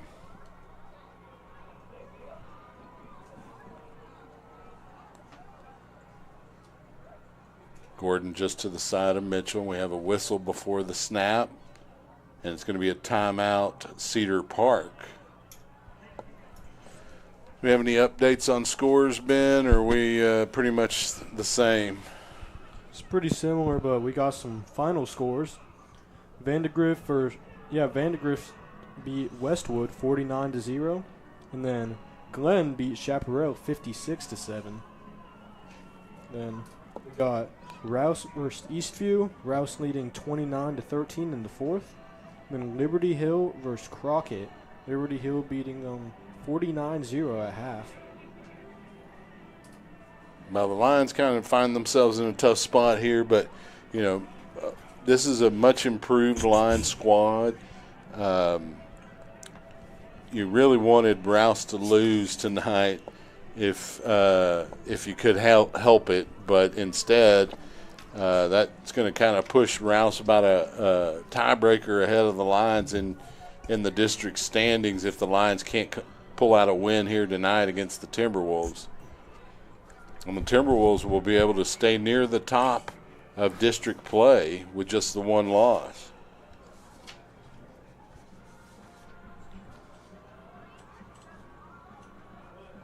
Gordon is the running back with 3 receivers on the wide side of the formation near the top for Logan Mitchell and his Lion offense on 4th and 10. Mitchell looking downfield. He throws an interception. And that is Ramos carrying the football into Lion territory to about the 27-yard line. No penalty flags down. It will be Cedar Park football with 3:03 remaining in the ballgame. There is a flag down towards the end there. And I'm not sure what that's for. It's not like he hit him out of bounds. Tackle was made cleanly inbounds, but referees may have seen something I didn't, and maybe there was a hold or a block in the back as well. We'll see what the call is. Happened right around the 31. It was a block in the back against the Timberwolves. And so it'll be a 10-yard penalty from the spot of the foul, which apparently was the 31. So it'll be Cedar Park football at the Leander 41. Lions trailing by 9 here. And expect the Timberwolves to run the football here. Or at least I would expect them to run the football here. But it is an empty formation for Cooper, so maybe they want more points. 3 receivers on the near side of the formation, 2 at the top, and they'll bring them 2 of those slot receivers back into the backfield. And they're going to hand off. The halfback pass is going to get blown up by Timon Lawson, but the flag comes out. He just tackled him. I mean, I didn't see him pull the helmet off. The helmet came off. Yeah, he got every bit of that face mask. Did he? He ripped it off, yeah. Timon Lawson. 3 flags came out, so it had to have been something. And then again on number 7, he threw the ball at the ref, and he got upset. So we'll see if they offset this.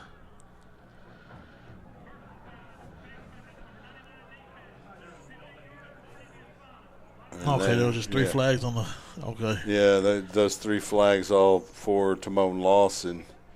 And the face mask personal foul penalty, so that'll move the line of scrimmage well into Lion territory at the 26-yard line with 2:57 remaining. And so I guess the Timberwolves are wanting to run the score up here, I guess for style points. I didn't know those existed in high school football, but – here we are. When it's Cedar Park and Leander, that's how it is. Yeah.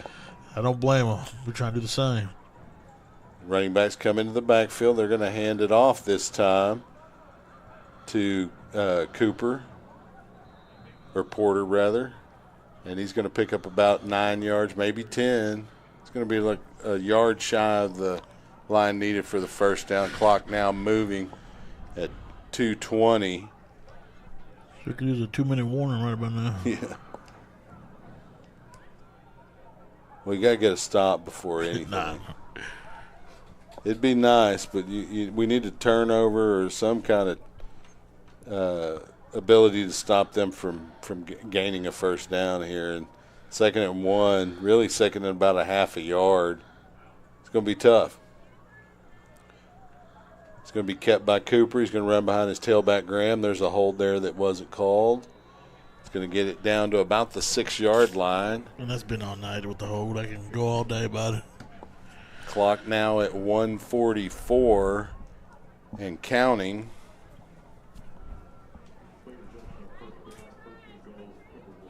They can pretty much take a knee at this point, but it looks like they still want more points. Graham and Cooper in formation.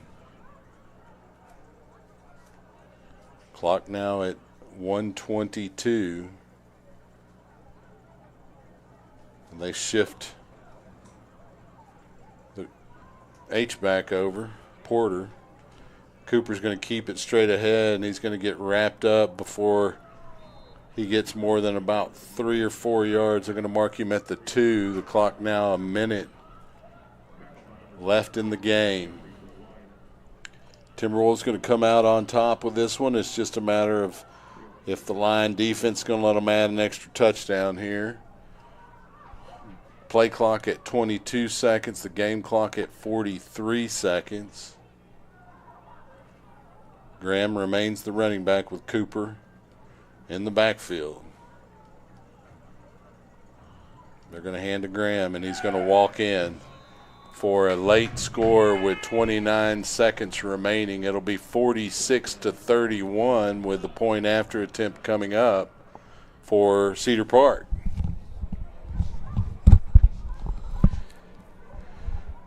Well, the night started out good, Frank. We had Coach Gideon and then some success in the first half. And even in that third quarter, a pretty good game going into the fourth. And while it's just now this late kind of garbage touchdown from the Timberwolves is kind of making it look a little bit worse than it was.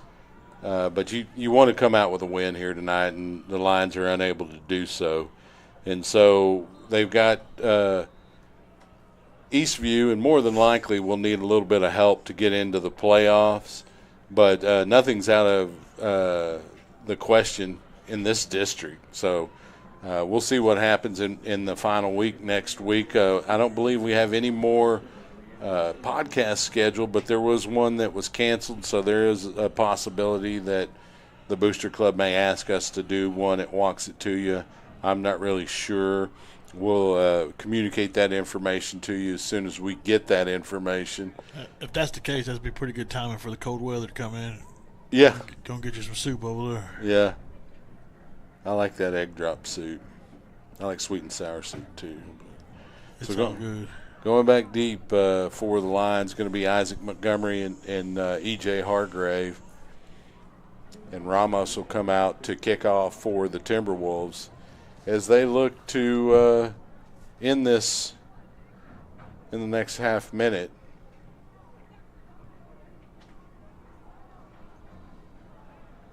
We'll see if he kicks it out of the end zone or if they're going to give the line returners an opportunity here. You keep it out of the end zone, it will burn clock. Kick it into the end zone. The Lions will have 29 seconds to try to score 16 points. That's a tall order. Ramos kicks a high kick, fielded and dropped and then picked back up by Montgomery. He'll return it up to about the 22. That'll burn the clock down to 23 seconds. And the Lions will have an opportunity to run a couple of plays here. They're going to mark him at the 21.